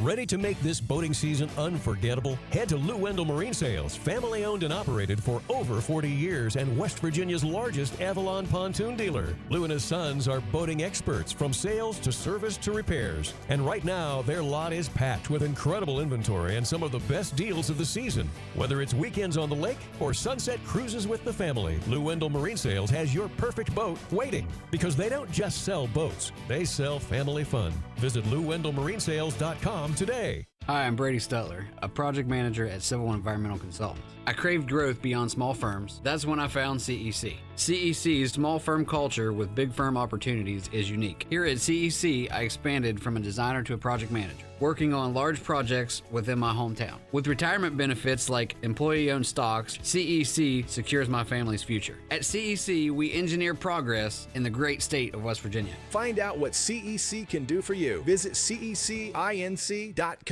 Don't forget about our podcast. Check out your favorite podcast provider or simply go to wvmetronews.com and click on the podcast link. This is Hotline, presented by Salango Law on Metro News, the voice of West Virginia. Of course, the LA was brought into my life because I had a severe heart attack in November of 2024. And then I entered into congestive heart failure. Where he was in the course, we really had to go towards an LVAD. At that point, I was committed. At that point, I wanted to get better, and I wanted to see what this machine was going to do for me. With this therapy, he's thriving, doing well. And not only is he living, he's thriving.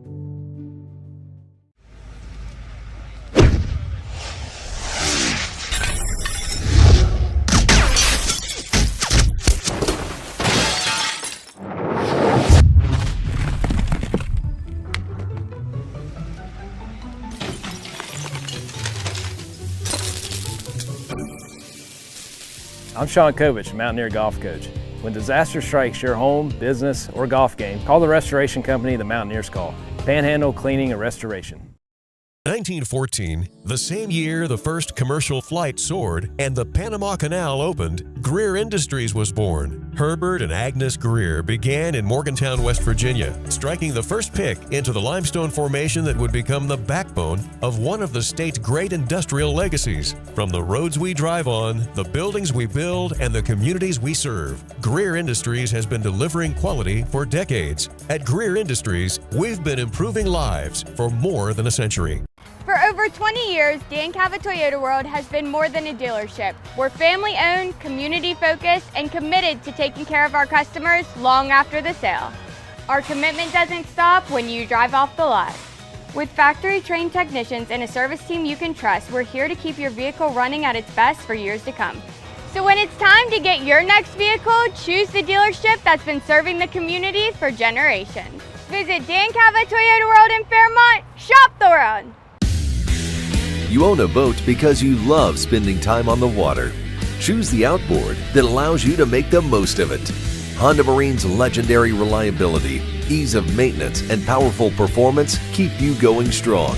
and they're all backed by the peace of mind protection of the industry's best limited warranty. Visit your Honda Marine dealer today and find out why it's more than an engine. It's your time on the water.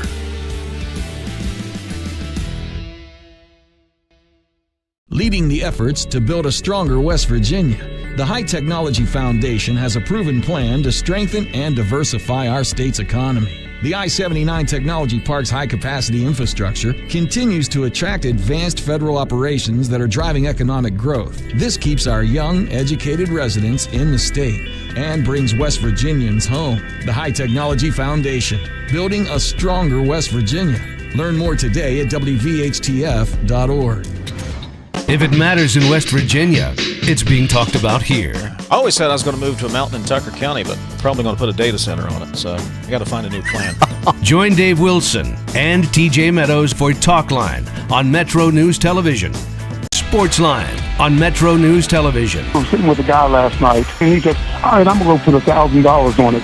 Well, down the stretch of that ball game, he's looking at us like, are you kidding me? Sure enough, the Mountaineers came back. I find today, he said, yep, I'm putting another grand on them tomorrow.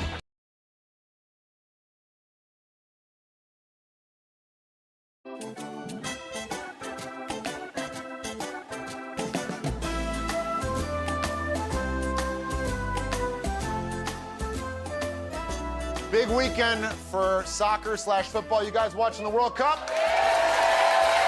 Big. It's now down to the Final Four: Argentina, Spain, France, and England. And on Sunday, one of these teams will walk away with the FIFA trophy, international fame, and most importantly, the friendships they made along the way. Yeah, right. It's 4:30, and don't forget, you got the All-Star Game on Fox tonight, and America's Got Talent on NBC at 8 o'clock. We'll take a break. We're coming back with more in a moment. This is Metro News, the voice of West Virginia.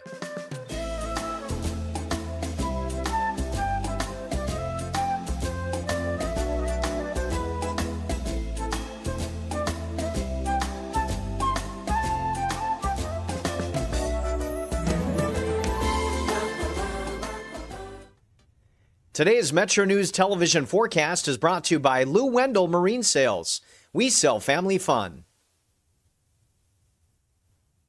I'm meteorologist Brandon Weathers. Dry and hot is what we have through the rest of the work week. Late Friday, thunderstorms are turning, and we'll continue to have a pretty wet weekend. But for Wednesday, widespread moderate to major heat risks, expanding this in the region on Thursday. This is where we are dealing with the need for some hydration and limiting outdoor exertion. Meanwhile, very little in any kind of accumulation through 8 a.m. Friday, but extending this over the weekend. Now we have general accumulation of ½ inch to an inch for much of West Virginia with locally higher amounts. A marginal flash flooding risk beginning for our Friday night and continuing on Saturday. So eventually some heavy rain may bring some localized flooding concerns, but in the short term, clear skies overnight.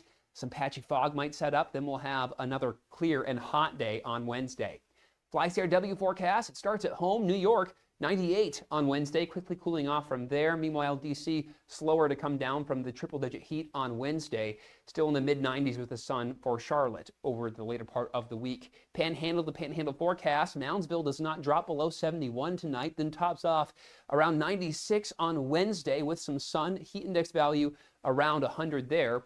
Looking east for other temperatures that struggle to fall below 70 overnight, then Martinsburg, air temperature could reach 100 on Wednesday. Elkins, 65 tonight. Upper 60s toward Parkersburg with 94 for your Wednesday. Snowshoe, 85. We'll look toward Lewisburg for a low near 60 and some fog. Meanwhile, 67 for Charleston, 94 there Wednesday. We'll see hot and dry through the work week. Storms return late Friday and will stay wet as we trend cooler over the weekend. You own a boat because you love spending time on the water.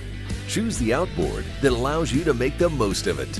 Honda Marine's legendary reliability, ease of maintenance, and powerful performance keep you going strong. And they're all backed by the peace of mind protection of the industry's best limited warranty. Visit your Honda Marine dealer today and find out why it's more than an engine. It's your time on the water.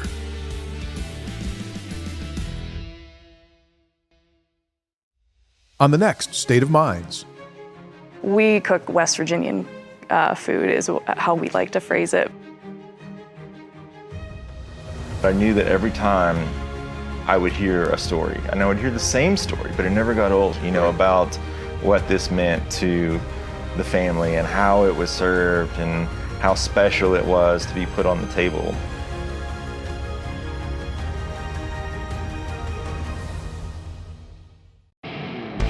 When you hired me, you were 29. You seemed like you were 50 when you were 29. You were running that thing like a 50-year-old man. All right, we got to go get some tape. Come on, get out of there. I think I've sort of always been 50, and I think I'm 50 now. Yeah, me too. That's me too. a great point. Join Tony Caridi, Brad Howe, and Hoppy Kercheval for Three Guys Before the Game. Metro News Television. Available on mobile, Roku, Fire TV, smart TVs, and online at wvmetronewstv.com.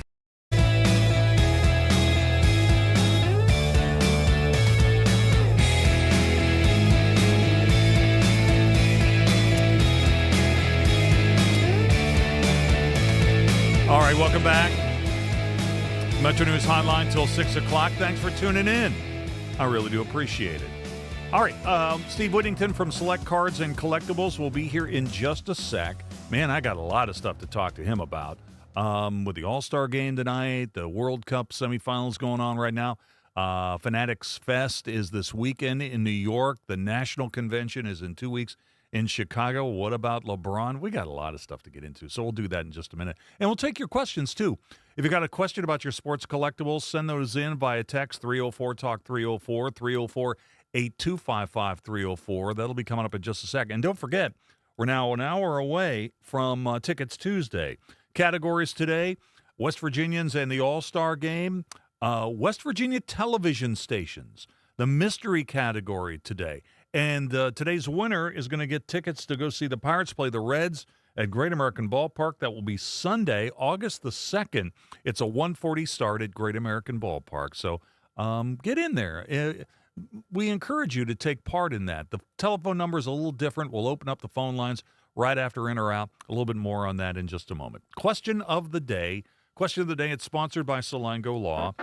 Brownsville, Texas tops the Allstate America's Best Drivers Report for the second straight year, averaging 15 years between collisions. Boston ranked last, number 200 on the list. Bostonians get in fender benders once in a little less than every 4 years. Can you imagine?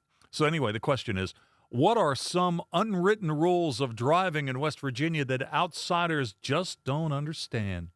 What are some unwritten rules of driving here in West Virginia that outsiders, well, they just don't understand? Let me get a couple. Here is one for Bananas for WV. She says, Dave, we're famous for our kiss your butt turns. My daddy used to call them that.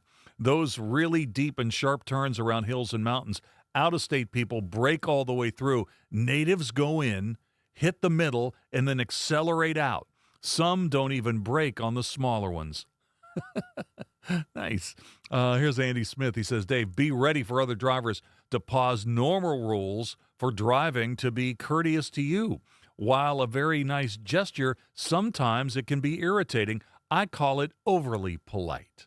All right, we'll get into some of the text messages. Just briefly, the overly altruistic people that, for example, when I'm backing out of my driveway and they're a block away and everything's fine, just pass me, I'll back out and be ready to go. And then they stop and wait for me to go. It's like, man, I wasn't even ready yet. Like, I was still getting my car ready, getting like the radio set and everything. Just go. Just go. Why are you stopped there? Or at a stop sign, because if it's like a four-way and there's three people stopped, if you're not going in your turn, you're throwing everybody off. Just to go by the rules, man. It's okay. It's kind of a power play, too, sometimes, right? A little bit of a power. Trying to be too, like, you try to give that little finger going. It's like, no. Like, you go. No, you go. No. I follow the rules. You go. So we got some text messages on that. Now, Steve Whittington joins me now from Select Cards and Collectibles in downtown Charleston to talk about your sports collectibles. Steve, how you doing today? Doing great, Dave. How are you? Let's talk a little bit about the Fanatics Fest. Have you ever attended this? I have not. Okay. I have not. All right. So it is later this week at the Javits Center in New York, and I'm looking for some of the tickets. are going well. Thursday, 93% sold. Saturday, 92% sold. I did want to ask you, though, if you're going to those types of events and you want to get specific autographs from big sports stars, is it worth investing in the VIP tickets?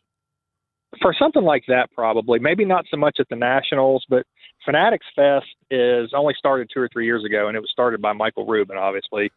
And that is about as close as you're going to get to the athletes as you can get because he has such an affiliation with the big stars. There's plenty of videos you can see. I mean, people that don't sign at the Nationals, like Tom Brady and people like that, are just walking around doing TED Talks, and they walk up to booths and buy cards. It's a little bit higher prestige than the Nationals, I would say. So let me ask you, it looks like Peyton Manning is the most expensive star to sign. If you want him to sign high-end game-used items, it costs nearly $2,200. Is that a good investment? It's hard to say on something like that. I never thought that I would ever see autographs for more than $300 or $400. Most I ever paid for an autograph was like, I think $400 for Muhammad Ali. And I thought that was high back many, many years ago. Now it probably doesn't look as high for what his stuff sells for. With Manning still being, extremely healthy, and probably a lot of these guys start signing the older they get, it's kind of a wash. It depends on the item. They are getting much more specific on what they'll sign. And rookie cards, for instance, are probably the biggest thing. I mean, if you just have a picture or a helmet, they're going to sign it. Tom Brady and people, they don't like signing their premium autographs unless they think that because they think you're just going to sell it. I mean, they know you're just going to flip it. That's right. Stuff like that's a little bit harder. So if you can get Manning to sign like an SP, authentic, rookie or something like that, I mean, that card instantly goes from a $800 or $1,000 card raw to a $2,000 card instantly when he signs it. So I mean, I can see it depends on what you're going to get signed. If you're going to take a poster in there and get him to sign it, no, don't do it. Yeah. So this is really just more of a business transaction, right? I mean, all these stars who are charging high prices for their autographs, they realize that, occasionally that you might have somebody who's going to put this in their man cave, but this is all about commerce, right? And a lot of these items are going to be sold.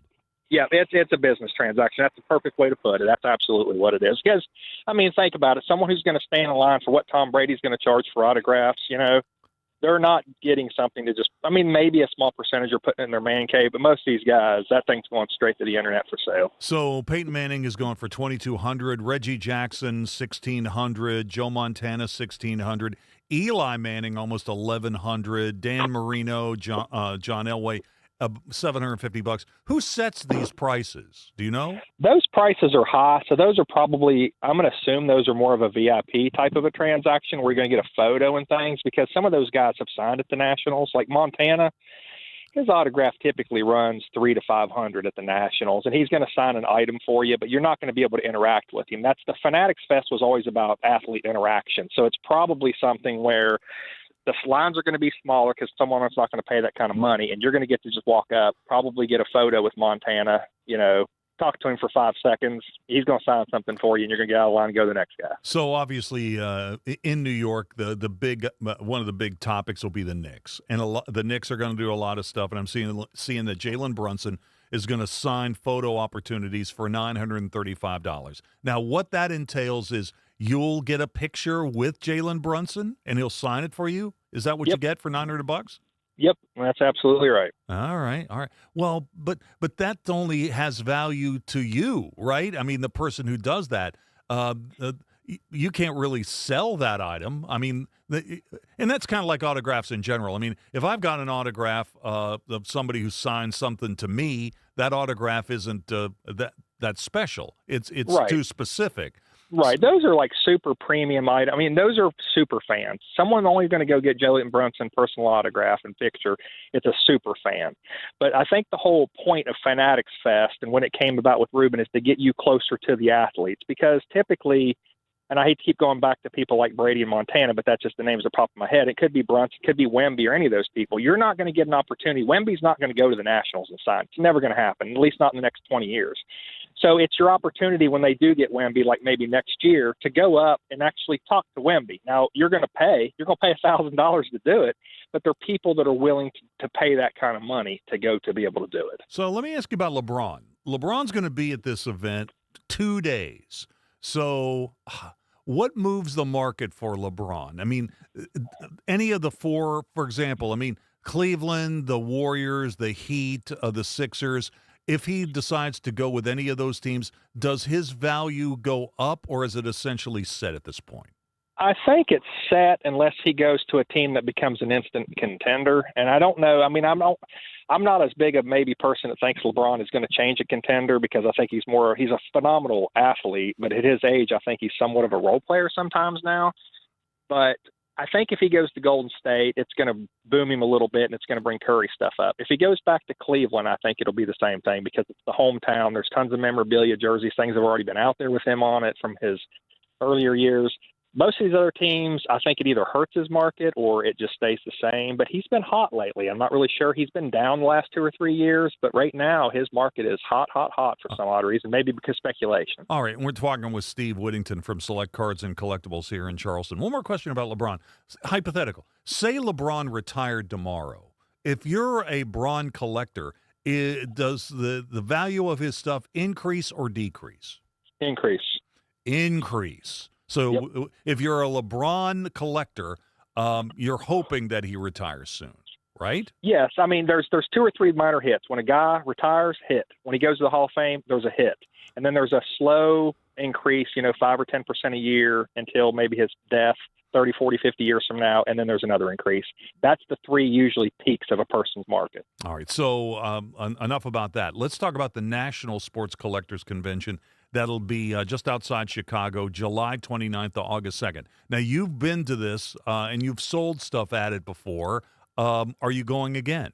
Yes, Jeremy and I will be on the main floor all 5 days, selling just like we did last year and the last 5 years. I'm seeing that general admission tickets for this event are $30. The VIPs are $150, and they've already been sold out. So I guess if you're a big-time collector, you want to be there first, right? You want to get there before the general admission people get in. Yes. So and the reasoning being is that there's going to be a lot of stuff out of there when it opens on Wednesday, the 28th. A lot of those big cards on the floor will be sold, and they're going to private collections. You'll never see them again. So do you know, before you go to the Nationals, what the highest priced items will be? Will there be rumors about something special, or will there be something special that will be rolled out just to bring more attention to the convention? There'll be more people rolling out stuff. The auction houses will roll out things they've been holding on to all summer. REA and some of the other bigger auction houses in Golden. They're holding stuff right now to make a big announcement, so people are coming to their booth and wanting to consign and sell. But if you look just in the market and what we've talked about this year, these record sales, there was an Ohtani record sale last night, private collection for the most ever paid for his card, $3.3 million for a card. It just keeps going every single month, and this stuff always hits, and it always starts hitting around the Nationals, and it's not going to slow down anytime soon. Hey, I got to ask you, and we're running out of time. I could talk to you for an hour about this kind of stuff. I would love it. I love it. I love talking to you. But I was just reading about All-Star Game ticket stubs, and one of the most sought after is the 1957 game in St. Louis. That was the infamous year where Reds fans stuffed the ballot box, and there were literally 7 Reds voted into the All-Star game, so much so that the commissioner basically had to pull 2 of them out to get Willie Mays and Hank Aaron to actually start the game. There were only 30,000 fans at that particular game for whatever reason. It's one of the most lowest attended All-Star games of all time, so ticket stubs are very rare.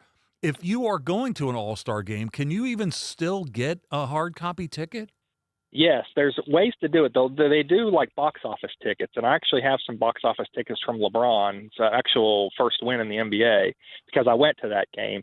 But you almost have to pay them in advance and go to the call box window to get them. I try and get something tangible and hard copy just because I kind of collect them myself. But if you try and buy it online and you can go that route to make it digital, they wanted to make it digital and paperless. I don't like doing that, but that's going to be a huge percentage of tickets going on from here on out. That's crazy. So you were at Bron's first game. Was that game against the Kings? I wasn't at his first game. I was at his first win. His first game was the Kings, but his first win was at the Wizards. It was the 6th game of the season, and I drove up there and sat pretty darn close. And LeBron James, when he left his first ever win, he threw his headband at a bunch of stuff, and it landed right beside me, and a kid caught it. I probably could have knocked him down and took it, but I let him catch it.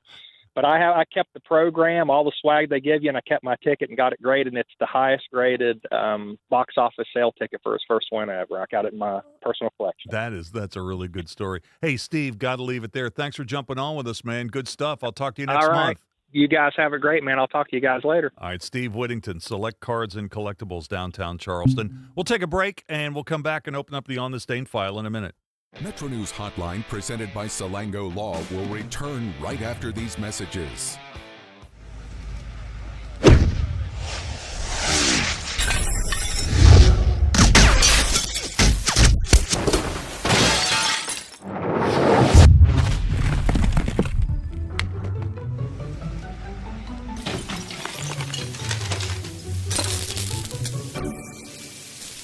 I'm Sean Kovich, Mountaineer Golf Coach. When disaster strikes your home, business, or golf game, call the restoration company the Mountaineers call. Panhandle Cleaning and Restoration. Leading the efforts to build a stronger West Virginia, the High Technology Foundation has a proven plan to strengthen and diversify our state's economy. The I-79 Technology Park's high-capacity infrastructure continues to attract advanced federal operations that are driving economic growth. This keeps our young, educated residents in the state and brings West Virginians home. The High Technology Foundation, building a stronger West Virginia. Learn more today at wvhtf.org. 1914, the same year the first commercial flight soared and the Panama Canal opened, Greer Industries was born. Herbert and Agnes Greer began in Morgantown, West Virginia, striking the first pick into the limestone formation that would become the backbone of one of the state's great industrial legacies. From the roads we drive on, the buildings we build, and the communities we serve, Greer Industries has been delivering quality for decades. At Greer Industries, we've been improving lives for more than a century. For over 20 years, Dan Cava Toyota World has been more than a dealership. We're family-owned, community-focused, and committed to taking care of our customers long after the sale. Our commitment doesn't stop when you drive off the lot. With factory-trained technicians and a service team you can trust, we're here to keep your vehicle running at its best for years to come. So when it's time to get your next vehicle, choose the dealership that's been serving the community for generations. Visit Dan Cava Toyota World in Fairmont. Shop the world! Of course, the LA was brought into my life because I had a severe heart attack in November of 2024. And then I entered into congestive heart failure. Where he was in the course, we really had to go towards an LVAD. At that point, I was committed. At that point, I wanted to get better, and I wanted to see what this machine was going to do for me. With this therapy, he's thriving, doing well. And not only is he living, he's thriving. You own a boat because you love spending time on the water.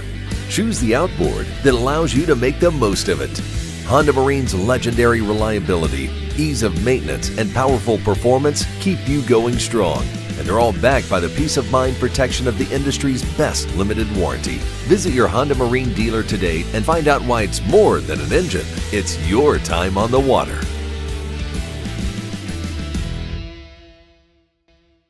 If it matters in West Virginia, it's being talked about here. I always said I was going to move to a mountain in Tucker County, but probably going to put a data center on it, so I got to find a new plan. Join Dave Wilson and TJ Meadows for Talkline on Metro News Television. Sportsline on Metro News Television. I was sitting with a guy last night, and he said, all right, I'm going to go put $1,000 on it. Well, down the stretch of that ball game, he's looking at us like, are you kidding me? Sure enough, the Mountaineers came back. I saw him today. He said, yep, I'm putting another grand on them tomorrow.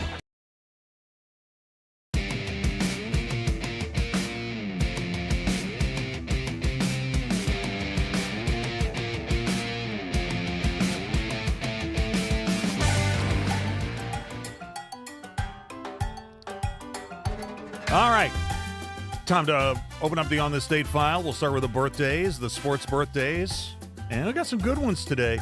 Robbie Ventura of the White Sox, 59 years old. Oh, Cooper, we're talking about Conor McGregor. It's his birthday. Conor McGregor's 38 years old today. Darrell Revis Island, Aliquippa native, 41 years old today. Yeah, Rosie Greer. Oh, man.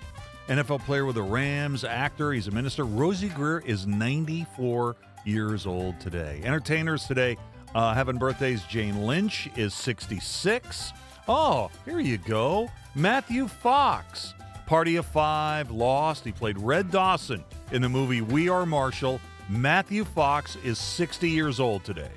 You know, it had a special feeling from the very beginning for me, and that just continued to grow, and now to have seen the film and to have it be what it is, I just couldn't be prouder, and feel like on everybody's part that it was a job well done. I mean, all you can hope for when you go into a project is that ultimately the whole is greater than the sum of the parts, and it is a very collaborative thing that we do, trying to put together a story, and I think that, you know, this experience worked in that respect, like, so beautifully. So he played Red Dawson in the movie We Are Marshall. Matthew Fox, 60 years old today. Phoebe Waller-Bridge from Fleabag is 41 years old. Here is just an excerpt of when she hosted Saturday Night Live. I'm from the UK, which means I find everything embarrassing. And this monologue is probably the most embarrassing thing I've ever done. Standing in front of a jazz band in high heels on live television, joking about my accomplishments. Actually, that sounds pretty fun. And anyway, when I asked, do we have to do this bit, they said, yes, it's part of your visa. There you go. Phoebe Waller-Bridge is 41 years old today. From the movies, on this date, 1969, Easy Rider, directed by Dennis Hopper and starring Peter Fonda, rolls into theaters. It's the story of a man who went looking for America and couldn't find it anywhere. Easy Rider stars Peter Fonda. It's not every man that can live off the land, you know. You do your own thing in your own time. You should be proud. Also starring Dennis Hopper, the award-winning director of Easy Rider. Man, look, I gotta get out of here, man. We got things we want to do, man. Like, I gotta get out of here, man. Co-starring Jack Nicholson. I got this here, Scissor Happy Beautify America thing going on around here. They're trying to make everybody look like Yul Brynner. So there you go, Easy Rider. On this date in 1969. Local TV, 1969 also, WMUL, now WPBY, Channel 33 in Huntington, gets on the air. The oldest commercial TV station in West Virginia, WSAZ, based in Huntington. Our musical birthday to the break.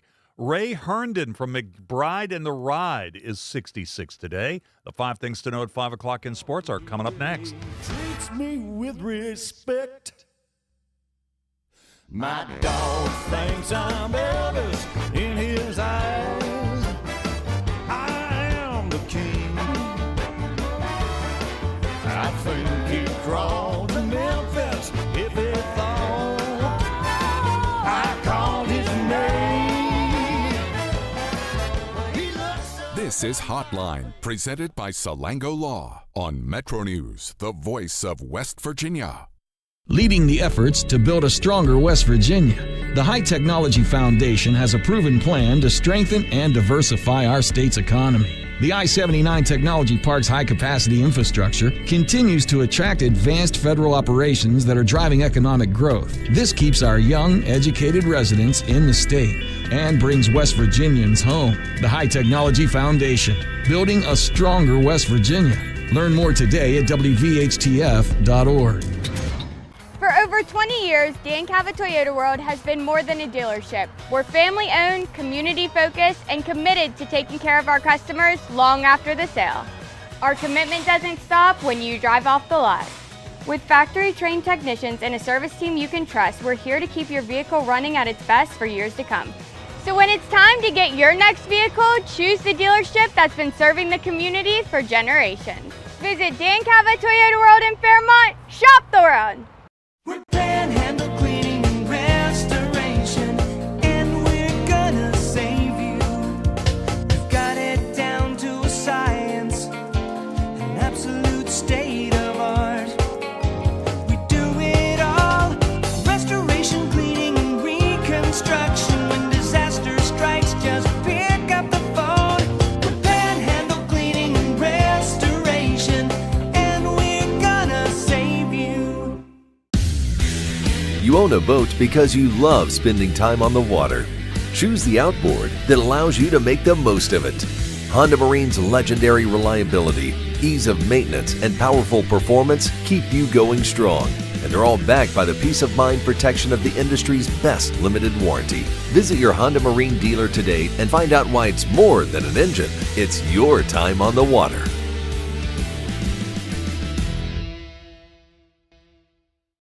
In 1914, the same year the first commercial flight soared and the Panama Canal opened, Greer Industries was born. Herbert and Agnes Greer began in Morgantown, West Virginia, striking the first pick into the limestone formation that would become the backbone of one of the state's great industrial legacies. From the roads we drive on, the buildings we build, and the communities we serve, Greer Industries has been delivering quality for decades. At Greer Industries, we've been improving lives for more than a century. Of course, the LA was brought into my life because I had a severe heart attack in November of 2024. And then I entered into congestive heart failure. Where he was in the course, we really had to go towards an LVAD. At that point, I was committed. At that point, I wanted to get better, and I wanted to see what this machine was going to do for me. With this therapy, he's thriving, doing well. And not only is he living, he's thriving. On the next State of Minds. We cook West Virginian food is how we like to phrase it. I knew that every time I would hear a story, and I would hear the same story, but it never got old, about what this meant to the family and how it was served and how special it was to be put on the table.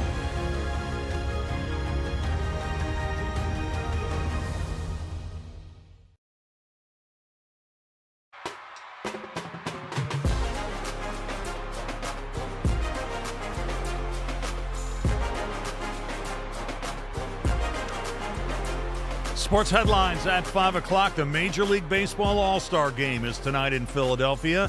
And at the World Cup in the semifinals, over just seconds ago, Spain upsets France 2-0. The Dirty Birds play tonight against Southern Maryland in the Atlantic League. This is Metro News, the voice of West Virginia.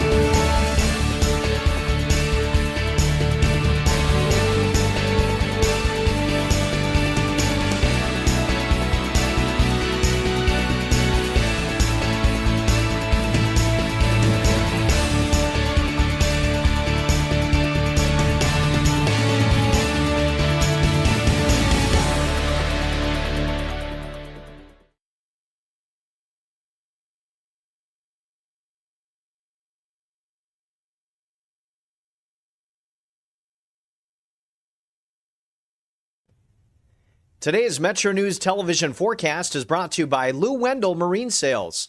We sell family fun.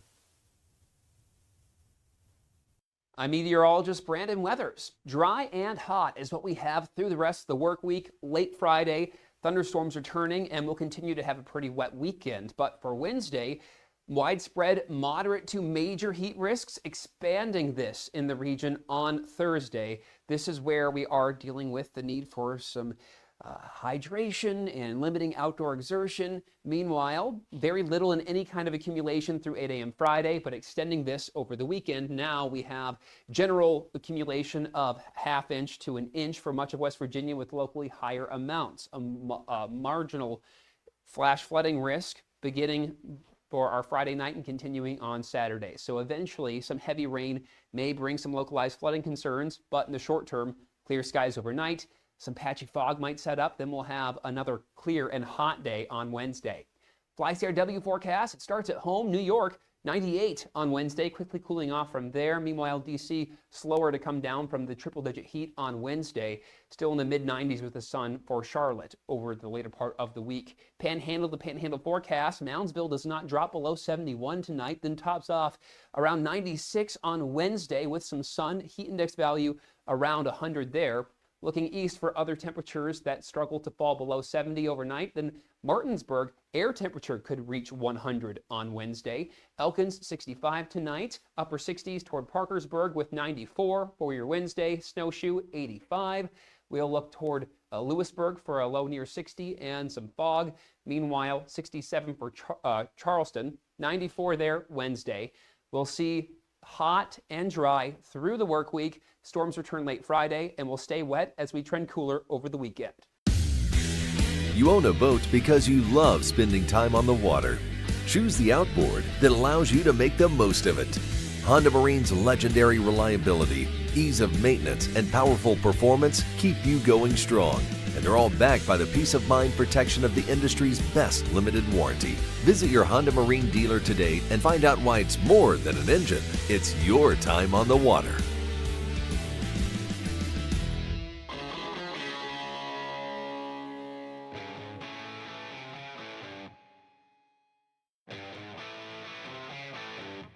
This is Metro News Hotline, presented by Salango Law. Metro News Hotline is a 3-hour audio tour navigating the world of sports, news, entertainment, tech, and more from a Mountain State point of view. Hotline is a no politics zone. You can join the conversation. Text the show at 304-825-5304. 304-TALK-304. Here's the host for Metro News Hotline, Dave Weekley. All right, welcome back to the show. It's 5:06 in West Virginia. Time to start the third and final hour of our program today, Metro News Hotline. Thank you so much for tuning in. Hey, you can always double back and check us as a podcast. We're available everywhere. But, just do what I do. Go to the website, wvmetronews.com. You'll find us there. Our podcast is there. All the other shows that are produced by the network, their podcasts are there as well. So check it out, wvmetronews.com. And for those of you who are watching on YouTube or Facebook Live or the Metro News TV app, is that it, Coop? Or are there any other outlets for us, video-wise? Probably. That might be it for the moment. Are we on Twitch? I don't know. I don't know. I don't think we're on Twitch. I don't know. Vine. Yeah, Vine. Yeah, watch us in 3-second clips. Pour one out for Vine. Anyway. I think it's back. Really? I think. And it's 10 seconds, right? Is that the deal? Know. Maybe it's not. Maybe I'm wrong. That's what's wrong with this country. Nobody can pay attention longer than 10 seconds. No, it's so true. Anyway, if you're watching, hello. And we're glad that you found us. We got a lot to do in this hour. You just heard him. Our Mountaineer Insider, Anthony Lewis, is back in the house. And looking like the Mountaineer Insider. That's a very nice old school. Look at that with the old school Nike logo and the old school WVU. I picked this up last year when this was the fashionable thing. That's good. To have. I like it. That's really, really good. So we're going to talk to Anthony about the old gold and blue. We'll play in or out. That's at 5:25. 5:33. Oh, we got Tickets Tuesday today, and the prize is a good one. Well, they're always good, but I mean, especially this is a good one if you're a baseball fan.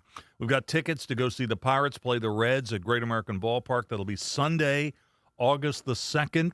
If you've never played Tickets Tuesday, here's how it works. You pick your category. The categories rotate. Today's categories are West Virginians and the All-Star Game.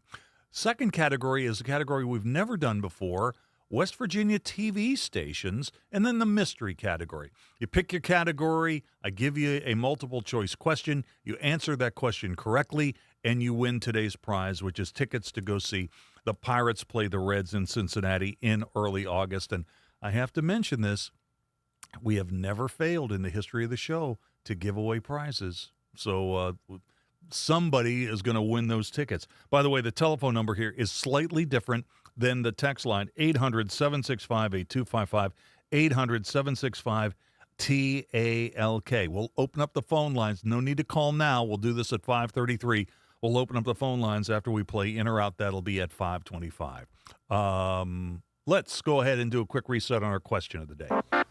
Question of the day, it's sponsored by Salango Law. Brownsville, Texas tops all states America's Best Drivers Report for the second straight year, averaging 15 years between collisions. Of the 200 localities that were ranked, Boston finished last. Bostonians, on average, have fender benders in less than every 4 years. Can you imagine? So the question of the day, and it is sponsored by Salango Law, what are some unwritten rules of driving in West Virginia that outsiders just don't understand? What are some unwritten rules of driving here in West Virginia that outsiders, well, they just don't understand? To text those in 304-TALK 304, 304-8255-304. I'm on Exit Weekly, WEEKLEY, one word, 3 E's, WEEKLEY. And I knew this post was coming from someone. Eddie Ham 81. David, should be a written rule that Ohioans are not allowed to drive in our state. Yeah, that was where my mind went immediately. I know. So those are just some of the messages. We've had a ton of them on X today, but we'll get into the text messages too. I mentioned this in the 3 o'clock hour, Anthony, and you're the perfect guy to ask this. So tomorrow, the ACC Media Days begin in Charlotte. There's a lot of buzz around what's going on at Virginia Tech with James Franklin. WVU is going to play UVA this year. Virginia has a very good team. They played for the ACC championship last year. They've got a host of players back. Their entire offensive line is back. They're supposed to finish, or they'll probably be in the top third of the ACC once that poll is released in Charlotte. I don't know if it'll be tomorrow. It might be. But my question to you, you worked for the Mountaineer Sports Network for years. Are West Virginia and Virginia rivals? So technically we should be, right? I mean, I they're right think next we door, should be, yeah. And there's nothing like a good old Civil War rivalry, you know what I mean? And I would say no, but knowing what I know about the Tire Bowl and the whole thing that went down there and the bad taste that left in a lot of people's mouths, UVA is pretty high on the S list as far as that goes with other schools. I mean, obviously West Virginians and West Virginia fans definitely have a dislike for Tech, but UVA, if you bring up UVA, that's when they really kind of get red. They can kind of tolerate Tech, but that whole thing at the halftime, I was a witness to that, and that was an ugly scene, and people were really upset about that. Personally, I would love to see West Virginia and UVA play more. I do. I wish we played more games against, obviously Ohio State would be fantastic, but that's probably never going to happen. But I think West Virginia, Kentucky should be on some sort of rotating schedule. That's perfect for all the fan bases. West Virginia would get to play an SEC team. Kentucky fans can travel to Morgantown. Southern West Virginian people can get to UK in 2 hours? But West Virginia and Kentucky haven't played in football since the early 80s, right? Yeah. That bowl game in Birmingham. Yeah, and Rich was right, and I think he ruffled a little feathers probably within the conference about his there needs to be, and I think we've talked about this several times over the years, the fact that there's no Eastern Football League is a crime. The fact that West Virginia, Louisville, Penn State, Pitt, Maryland, Syracuse, Boston College, these teams don't match up on a regular basis is kind of it's a sin, in my opinion. I mean, the fact that West Virginia has to fly to Arizona, and then you look at Rutgers, they got to go to play UCLA. I mean, it's this whole thing is out of whack, and we talk about it all the time. They've got it. The people that run college football and sports in general need to probably think about the long-term effects of this. And not only that, but they've got to start thinking about, I'm 50. I've been watching football since I was a little kid. But these young kids that are 18, 16, 17, 18, 19, like my neighbor's kids, they're 19. They don't watch sports. They don't watch games. They watch everything in clips on their phone. And in 10 years, this is going to be your ticket buying. I mean, they don't even go to games. And then in 10 years, I'm going to be 60 and can't walk up and down the steps. So they're not thinking long term. And the fact that they don't have a rival or a game to look forward to is going to hurt, I think, football across the country. I mean, they've got to get this straightened out in the next 3 years. This is unfortunate, but you know how businesses work. As your pool of consumers gets smaller, you don't spend as much time as you should trying to increase the base. You just charge more of the people that you still have. Well, right? My neighbor is a good friend. We've been going to games since the 90s. Like since 1993, we've been going to games together. And he has a very good job. They do very well for themselves. He even says, they've priced me out. Yeah. I'm not paying $100 a ticket to drive up there. He's like, they've priced me out. So he doesn't go. The other thing, I haven't seen you since the Big 12 Media Day. Are you excited about Monster beverages? Oh, wow. Yeah, this has been a heavy topic. I think all money that you can bring in is good money, but man, did they sell themselves short, almost to the point where around the country, people are laughing at the deal. I mean, they're like $1 million a school.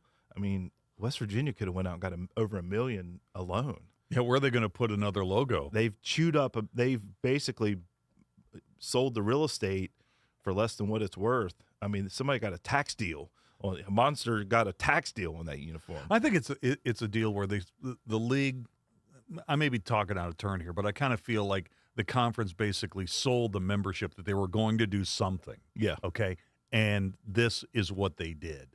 And we're breaking down like how much does each school even make, like $750K or something like that. And for that, your Monster gets a logo on every jersey, and you get like don't you get a logo on the field and the court as well? Yeah. I mean, they get a ton of real estate for the price they're paying. And I think if I was the ADs, I think where I would have pushed back with it is I would have probably said, hey, why don't we take the Big 12 logo and use the Monster print on the uniforms in the Big 12 logo so we still have space to do something else? Because you already have Nike, Big 12, I know. Monster. I mean, M&M's, Coke. What's coming next? Where can you put these logos? You're running out of space. Can you put it on right on the back of the collar? Can you put something back there? But then these kids have their names back there. I think they deserve that at least. Agree. There's probably a little bit of real estate on the helmets. Above in the lower quarter on the bottom, kind of in the lower back. I mean, but a lot of schools like West Virginia used to do the muskets. I think you know what? I don't know how the majority of fans feel about this, but I'm always been in favor of bringing those back. We need them. I mean, I think you should reward players and let it be seen the type of, I know they've got charts in the players' room or the team rooms and the position rooms. There's charting, and I know that Rich was real big on that 20 years ago when I was working up there. But it should be known when I look at a guy like, hey, this guy's got like this guy's making plays. Well, how about when you would watch a game with Ohio State and you'd see a guy with so many Oaks and it's like, this guy must be really good. He's grading out well. He's performing well. And plus, it's a pride thing for these guys. Hey, I wanted to ask you also, I mean, the situation with Texas Tech and the way there has been a controversy about Sorsby that has raged during the offseason, it's arguably been the biggest story in college sports in the offseason. Yeah. Is that fair? No doubt. Okay. Is this going to increase or decrease when the games begin? Because I'm, hearing all kinds of crazy rumors now. The last couple of days, people have been raging about, like, what would happen if Texas Tech decided to go to the ACC.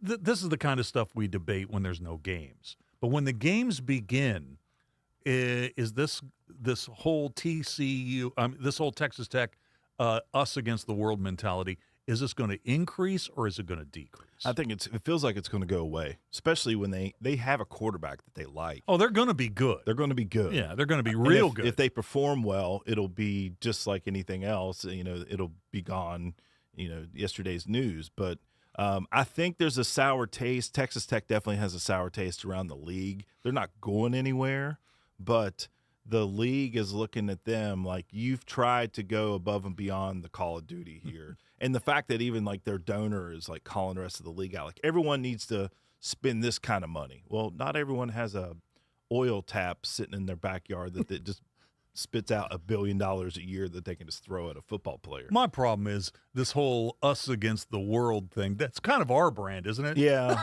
It's sort of our brand.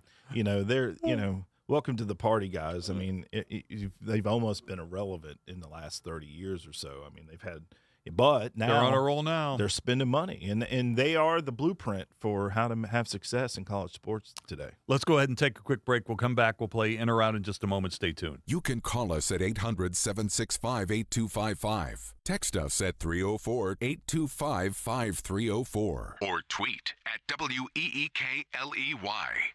This is Hotline, presented by Salango Law on Metro News, the voice of West Virginia. Of course, the LA was brought into my life because I had a severe heart attack in November of 2024. And then I entered into congestive heart failure. Where he was in the course, we really had to go towards an LVAD. At that point, I was committed. At that point, I wanted to get better, and I wanted to see what this machine was going to do for me. With this therapy, he's thriving, doing well. And not only is he living, he's thriving.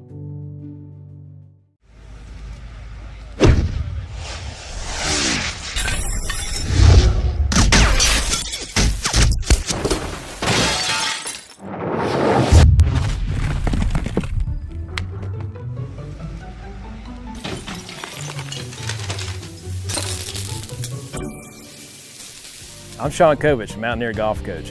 When disaster strikes your home, business, or golf game, call the restoration company the Mountaineers call. Panhandle Cleaning and Restoration.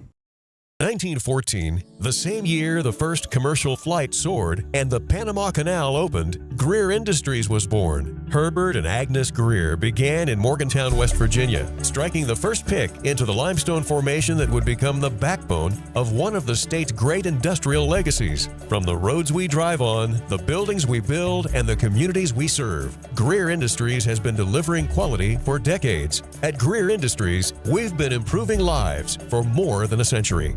For over 20 years, Dan Cava Toyota World has been more than a dealership. We're family-owned, community-focused, and committed to taking care of our customers long after the sale. Our commitment doesn't stop when you drive off the lot. With factory-trained technicians and a service team you can trust, we're here to keep your vehicle running at its best for years to come. So when it's time to get your next vehicle, choose the dealership that's been serving the community for generations. Visit Dan Cava Toyota World in Fairmont. Shop the world! You own a boat because you love spending time on the water. Choose the outboard that allows you to make the most of it. Honda Marine's legendary reliability, ease of maintenance, and powerful performance keep you going strong. And they're all backed by the peace of mind protection of the industry's best limited warranty. Visit your Honda Marine dealer today and find out why it's more than an engine. It's your time on the water.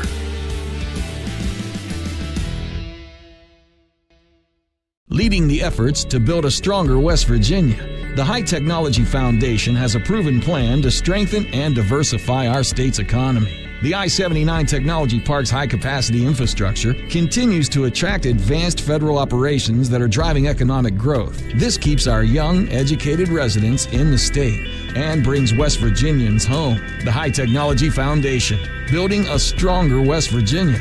Learn more today at WVHTF.org.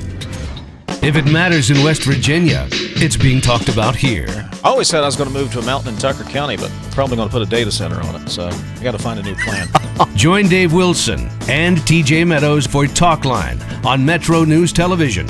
Sports Line on Metro News Television. I was sitting with a guy last night, and he said, all right, I'm going to go put $1,000 on it.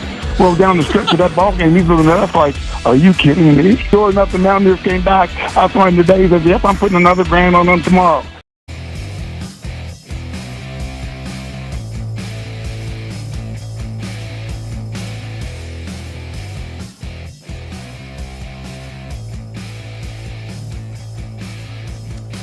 All right, welcome back.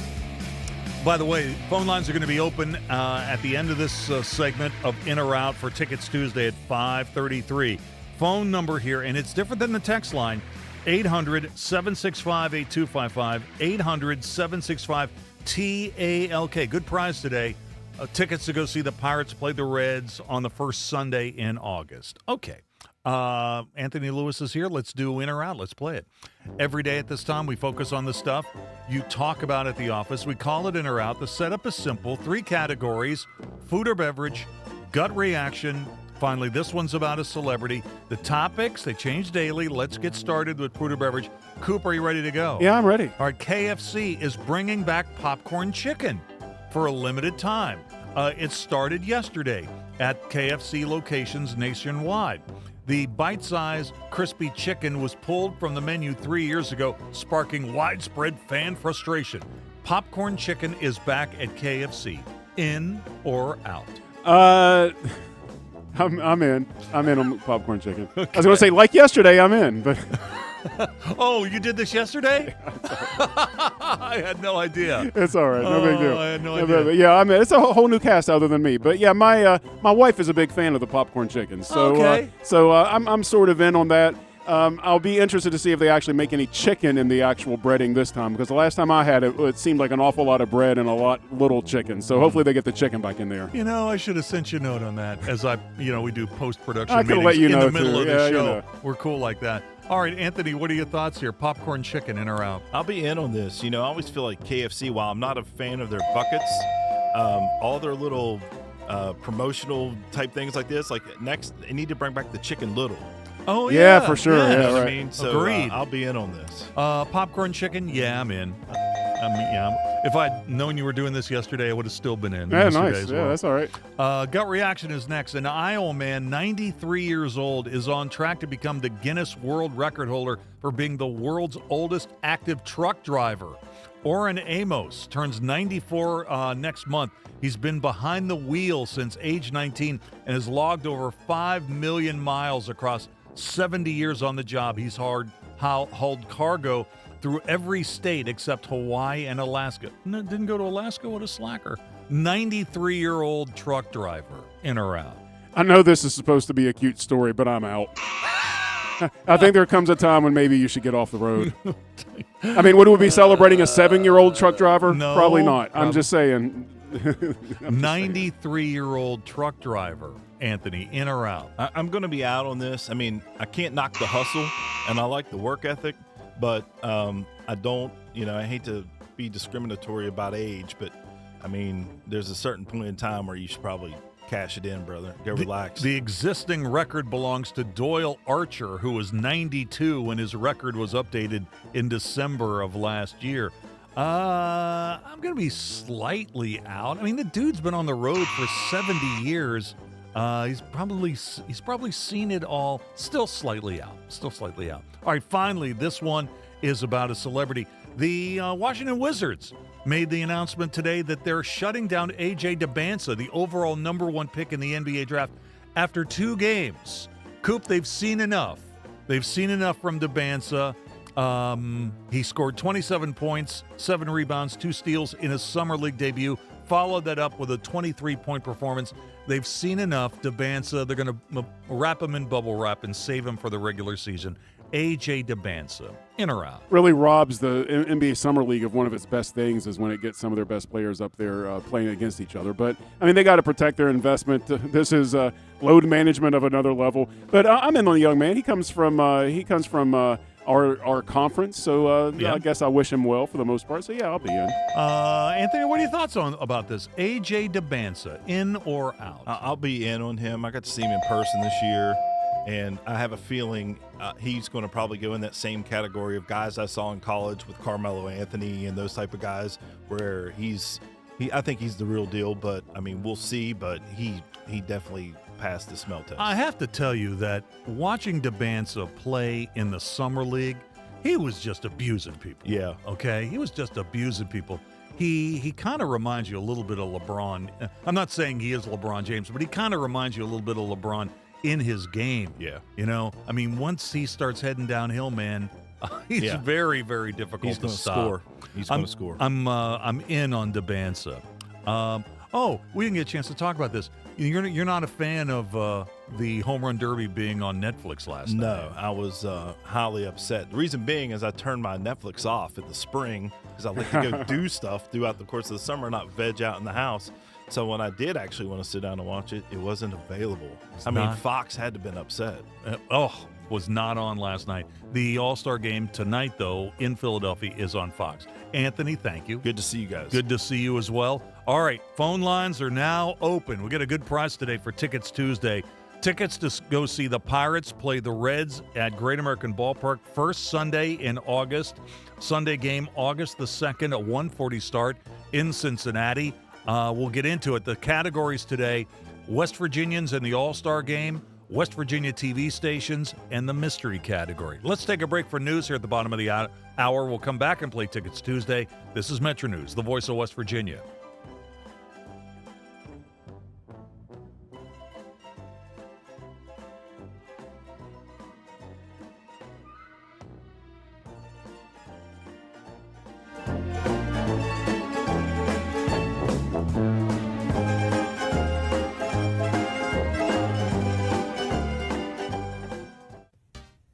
Today's Metro News television forecast is brought to you by Lou Wendell Marine Sales. We sell family fun.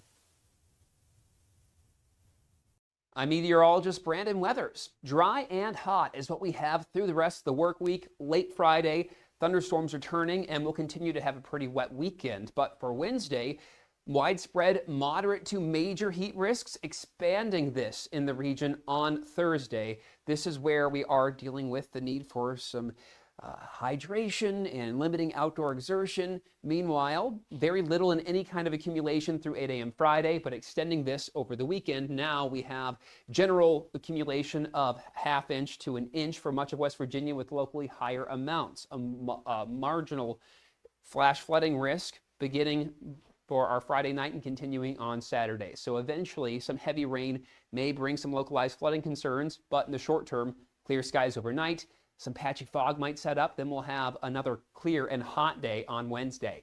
FlyCRW forecast, it starts at home, New York, 98 on Wednesday, quickly cooling off from there. Meanwhile, DC slower to come down from the triple-digit heat on Wednesday, still in the mid-90s with the sun for Charlotte over the later part of the week. Panhandle, the Panhandle forecast, Moundsville does not drop below 71 tonight, then tops off around 96 on Wednesday with some sun, heat index value around 100 there. Looking east for other temperatures that struggle to fall below 70 overnight, then Martinsburg, air temperature could reach 100 on Wednesday. Elkins, 65 tonight. Upper 60s toward Parkersburg with 94 for your Wednesday. Snowshoe, 85. We'll look toward Lewisburg for a low near 60 and some fog. Meanwhile, 67 for Charleston, 94 there Wednesday. We'll see hot and dry through the work week. Storms return late Friday and will stay wet as we trend cooler over the weekend. You own a boat because you love spending time on the water. Choose the outboard that allows you to make the most of it. Honda Marine's legendary reliability, ease of maintenance, and powerful performance keep you going strong. And they're all backed by the peace of mind protection of the industry's best limited warranty. Visit your Honda Marine dealer today and find out why it's more than an engine. It's your time on the water.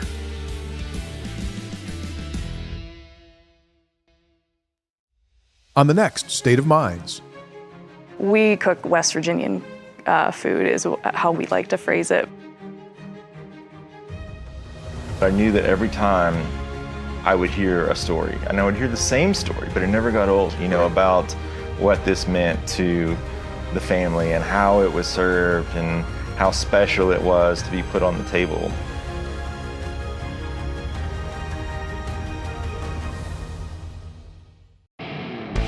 When you hired me, you were 29. You seemed like you were 50 when you were 29. You were running that thing like a 50-year-old man. All right, we got to go get some tape. Come on, get out of there. I think I've sort of always been 50, and I think I'm 50 now. Yeah, me too. That's a great point. Join Tony Carini, Brad Howe, and Hoppy Kercheval for Three Guys Before the Game. Metro News Television. Available on mobile, Roku, Fire TV, smart TVs, and online at WVMetroNewsTV.com.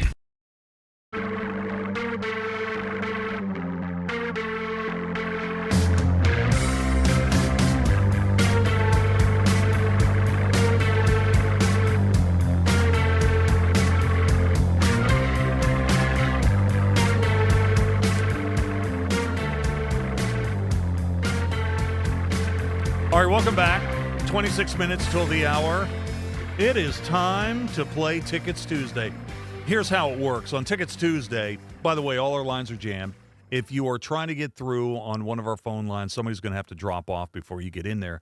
The phone number here is 800-765-8255, 800-765-TALK.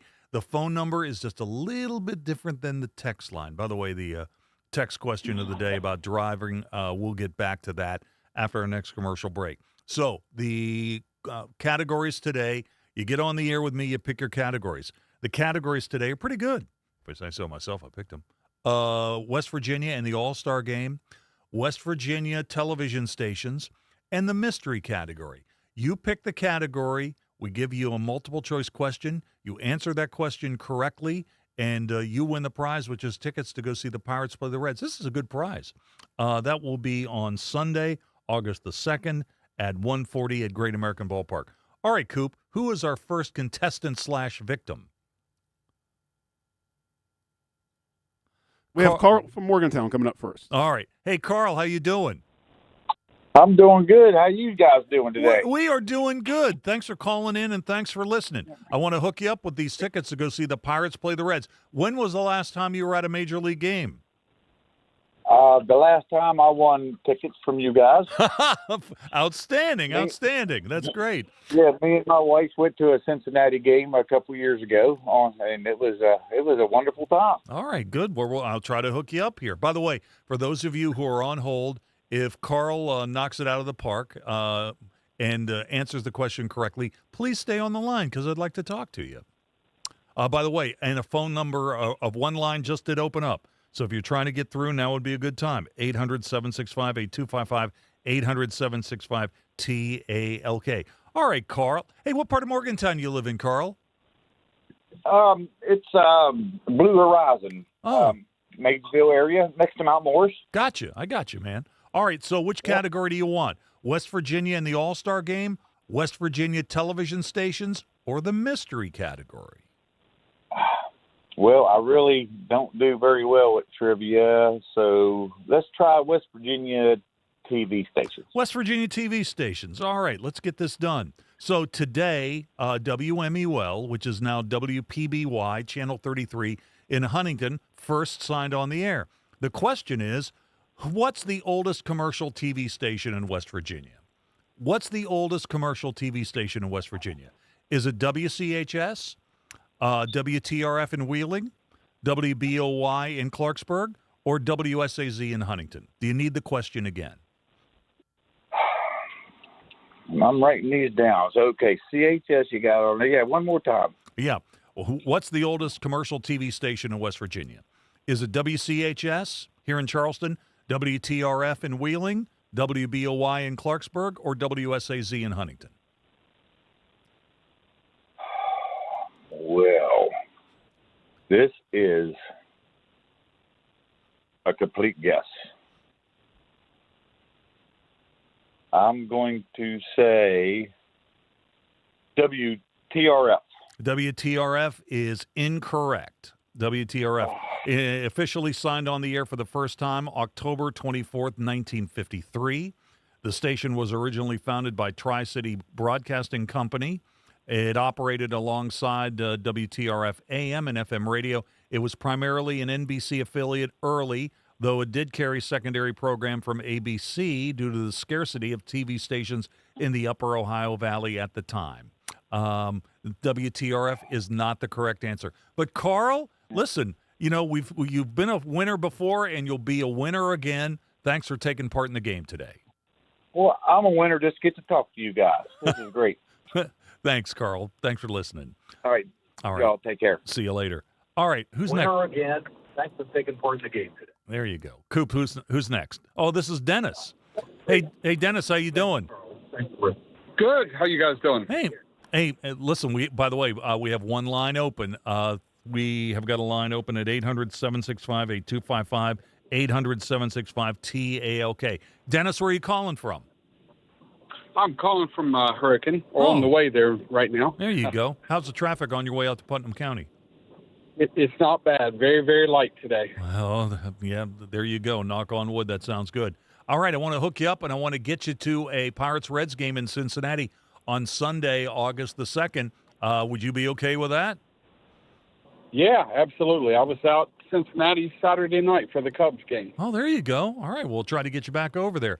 All right, we got 3 categories today. West Virginia in the All-Star Game, West Virginia TV stations, and the mystery category. Which one would you like? I'm going to try the All-Star Game. Okay, good enough. Here it comes.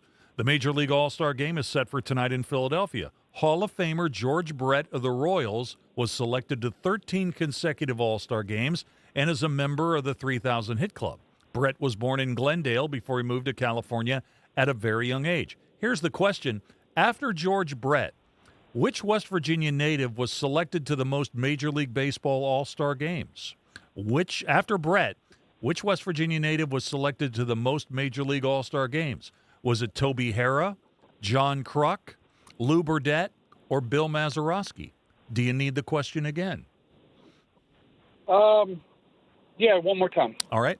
After George Brett, which West Virginia native was selected to the most Major League Baseball All-Star games?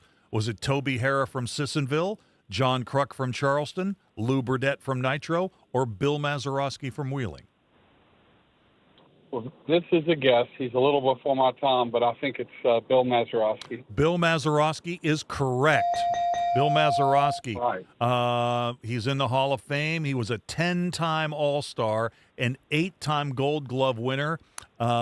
Went to 2 World Series and won them both in 1960 and 1971. He's considered the greatest defensive second baseman in baseball history, not to mention the fact he's got the most famous walk-off home run in World Series history, Game 7 at Forbes Field against the Yankees.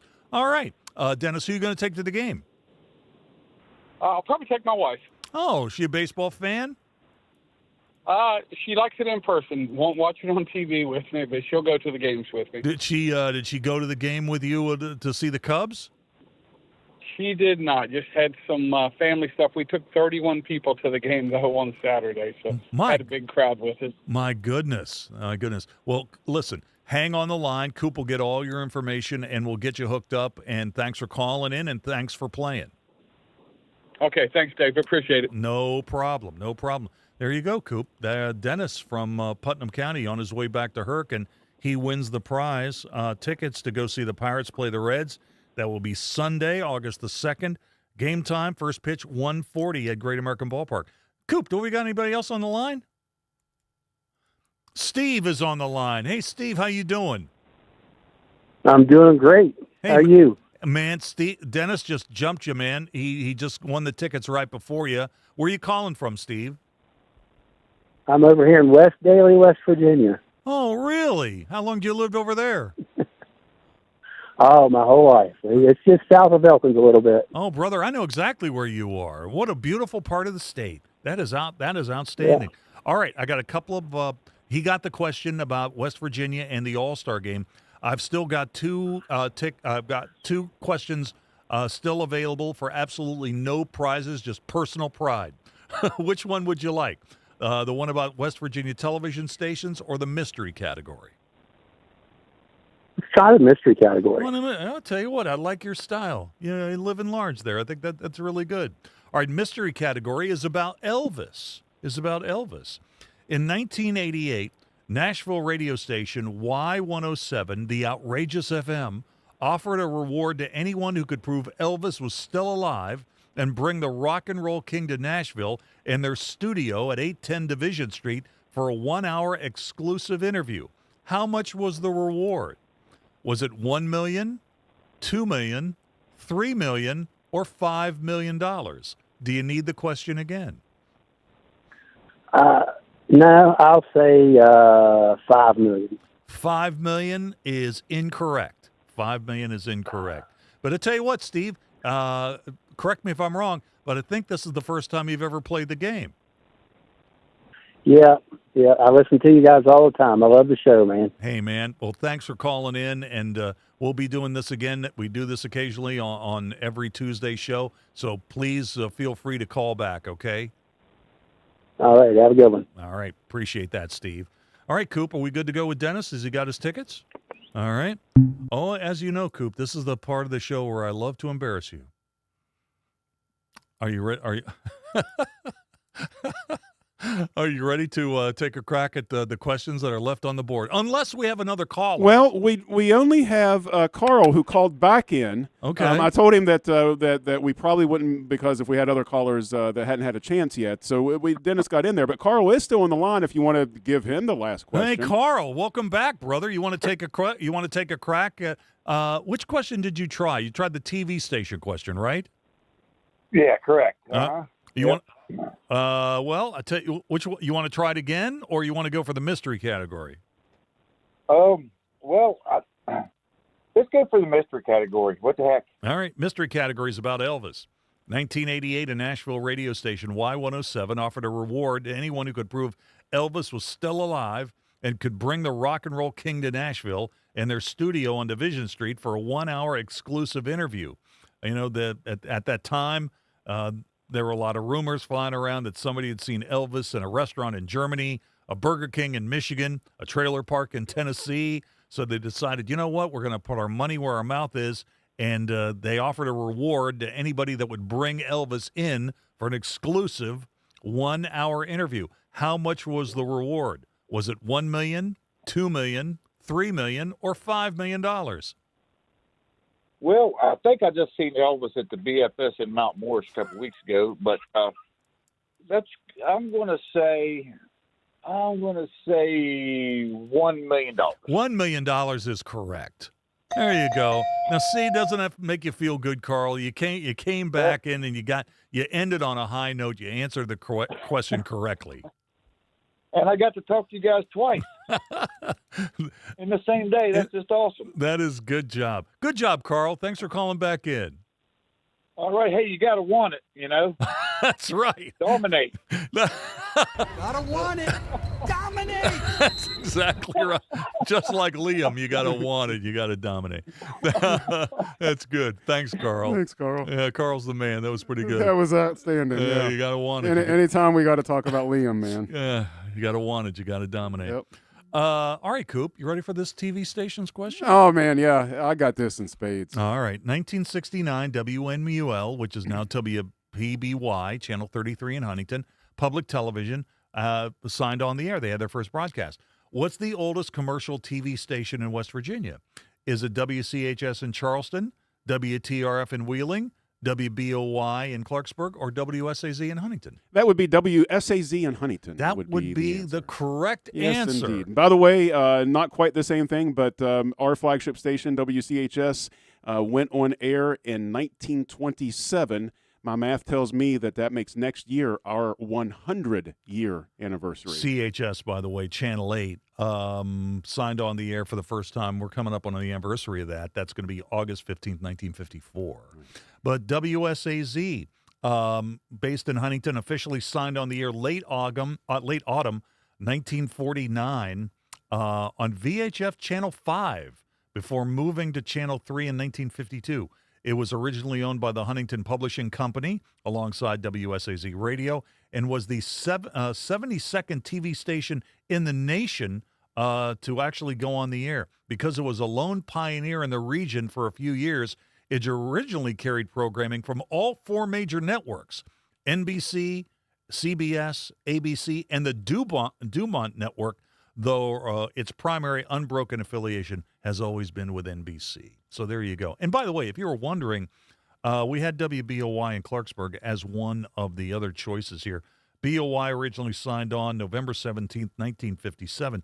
And I didn't know this. I worked at BOY briefly, but actually WDTV Channel 5 is actually a little older. I didn't realize that. So there you go. Another day, another dollar.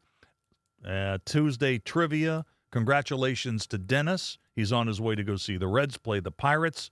The Pirates play the Reds, rather, at Great American Ballpark. That will be Sunday, August the 2nd, 1:40 first pitch time. Let's take a break, and we got a lot of responses to our question of the day. We'll get into that when we come back. Hi, I'm Lucas Gardner, Project Manager 3 at Civil and Environmental Consultants. What makes a career truly rewarding? It starts with growth. At CEC, we nurture talent from the ground up. From entry level to expert, we build careers that matter. Our projects aren't just blueprints, they're blueprints for community success. And with our employee ownership program, you're not just working for CEC, you're investing in your future. At CEC, we engineer progress in the great state of West Virginia. Find out what CEC can do for you. Visit cecinc.com. This is Hotline, presented by Salango Law on Metro News, the voice of West Virginia. 1914, the same year the first commercial flight soared and the Panama Canal opened, Greer Industries was born. Herbert and Agnes Greer began in Morgantown, West Virginia, striking the first pick into the limestone formation that would become the backbone of one of the state's great industrial legacies. From the roads we drive on, the buildings we build, and the communities we serve, Greer Industries has been delivering quality for decades. At Greer Industries, we've been improving lives for more than a century.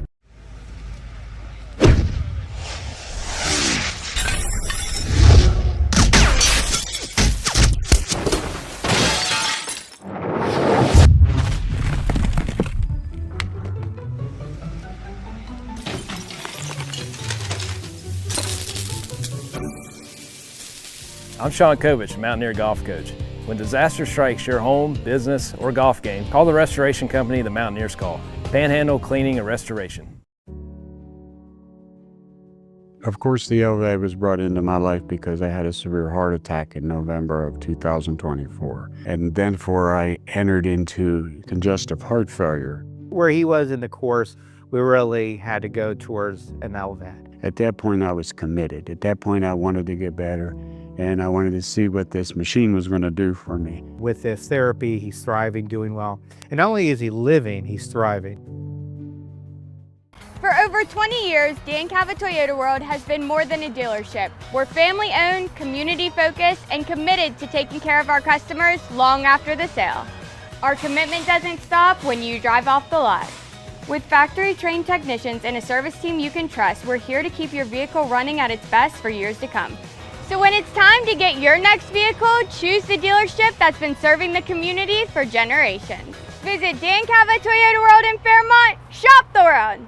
Leading the efforts to build a stronger West Virginia, the High Technology Foundation has a proven plan to strengthen and diversify our state's economy. The I-79 Technology Park's high-capacity infrastructure continues to attract advanced federal operations that are driving economic growth. This keeps our young, educated residents in the state and brings West Virginians home. The High Technology Foundation, building a stronger West Virginia.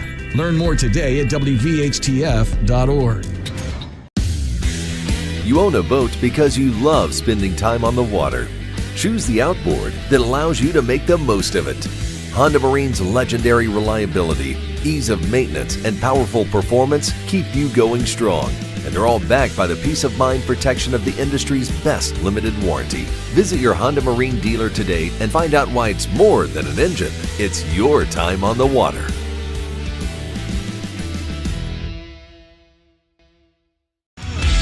For your daily fix of sports in West Virginia, there's only one stop. Sportsline on Metro News Television. Available on mobile, Roku, Fire TV, smart TVs, and online at WVMetroNewsTV.com. Join Kyle Wiggs, Coach Hunter, and Brad Howe weeknights for Sportsline on Metro News Television.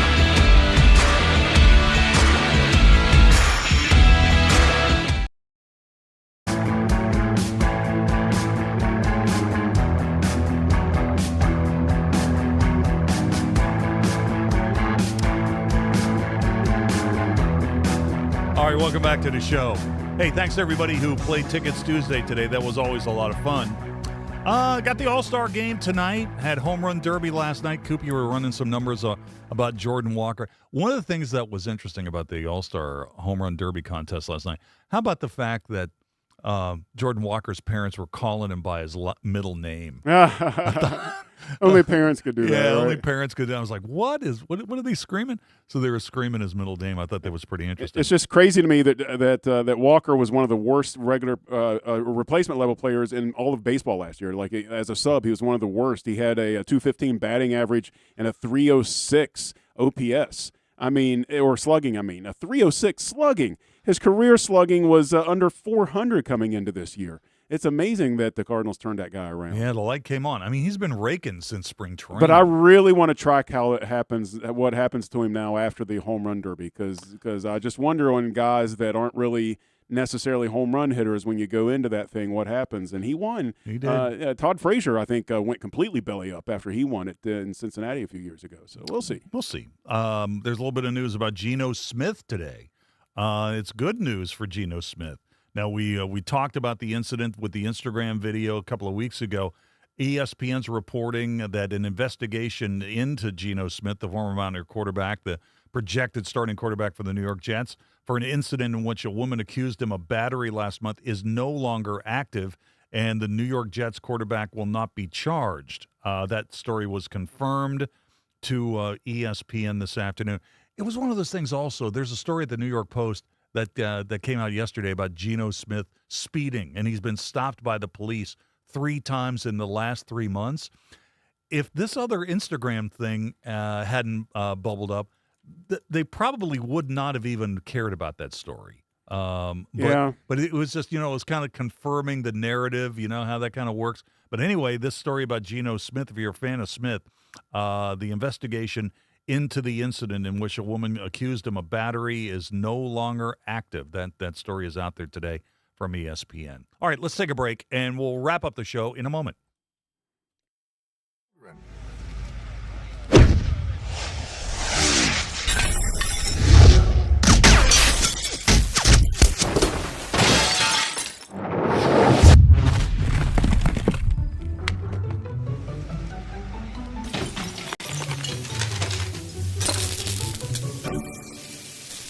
I'm Sean Kovich, Mountaineer Golf Coach. When disaster strikes your home, business, or golf game, call the restoration company the Mountaineers call. Panhandle Cleaning and Restoration. Leading the efforts to build a stronger West Virginia, the High Technology Foundation has a proven plan to strengthen and diversify our state's economy. The I-79 Technology Park's high-capacity infrastructure continues to attract advanced federal operations that are driving economic growth. This keeps our young, educated residents in the state and brings West Virginians home. The High Technology Foundation, building a stronger West Virginia. Learn more today at WVHTF.org. 1914, the same year the first commercial flight soared and the Panama Canal opened, Greer Industries was born. Herbert and Agnes Greer began in Morgantown, West Virginia, striking the first pick into the limestone formation that would become the backbone of one of the state's great industrial legacies. From the roads we drive on, the buildings we build, and the communities we serve, Greer Industries has been delivering quality for decades. At Greer Industries, we've been improving lives for more than a century.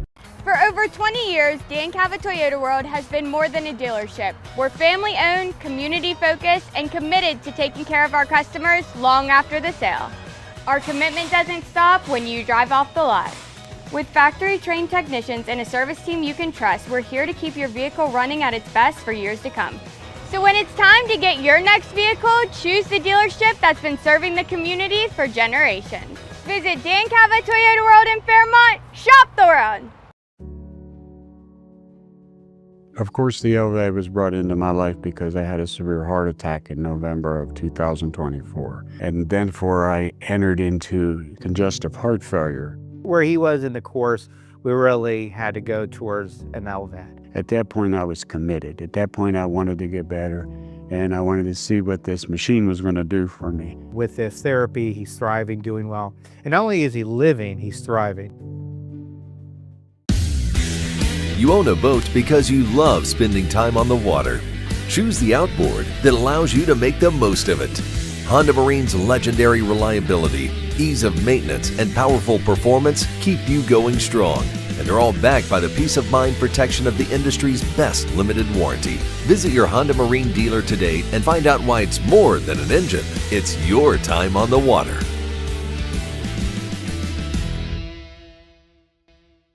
If it matters in West Virginia, it's being talked about here. I always said I was going to move to a mountain in Tucker County, but probably going to put a data center on it, so I got to find a new plan. Join Dave Wilson and TJ Meadows for Talkline on Metro News Television. Sportsline on Metro News Television. I was sitting with a guy last night, and he said, all right, I'm going to go put $1,000 on it. Well, down the stretch of that ball game, he's looking at us like, are you kidding me? Sure enough, the Mountaineers came back. I saw him today. He said, yep, I'm putting another $1,000 on them tomorrow.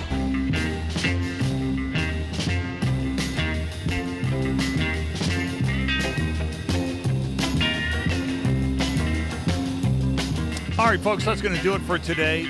We thank you so much for listening.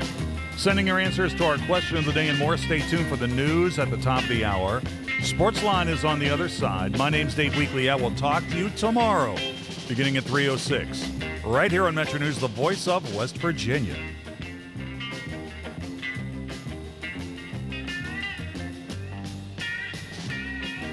Hotline on the Metro News Network is presented by Salango Law, salangolaw.com. Hear Hotline weekdays from 3 until 6 on this Metro News station or wvmetronews.com. Visit the site or your favorite podcast service for past shows and features.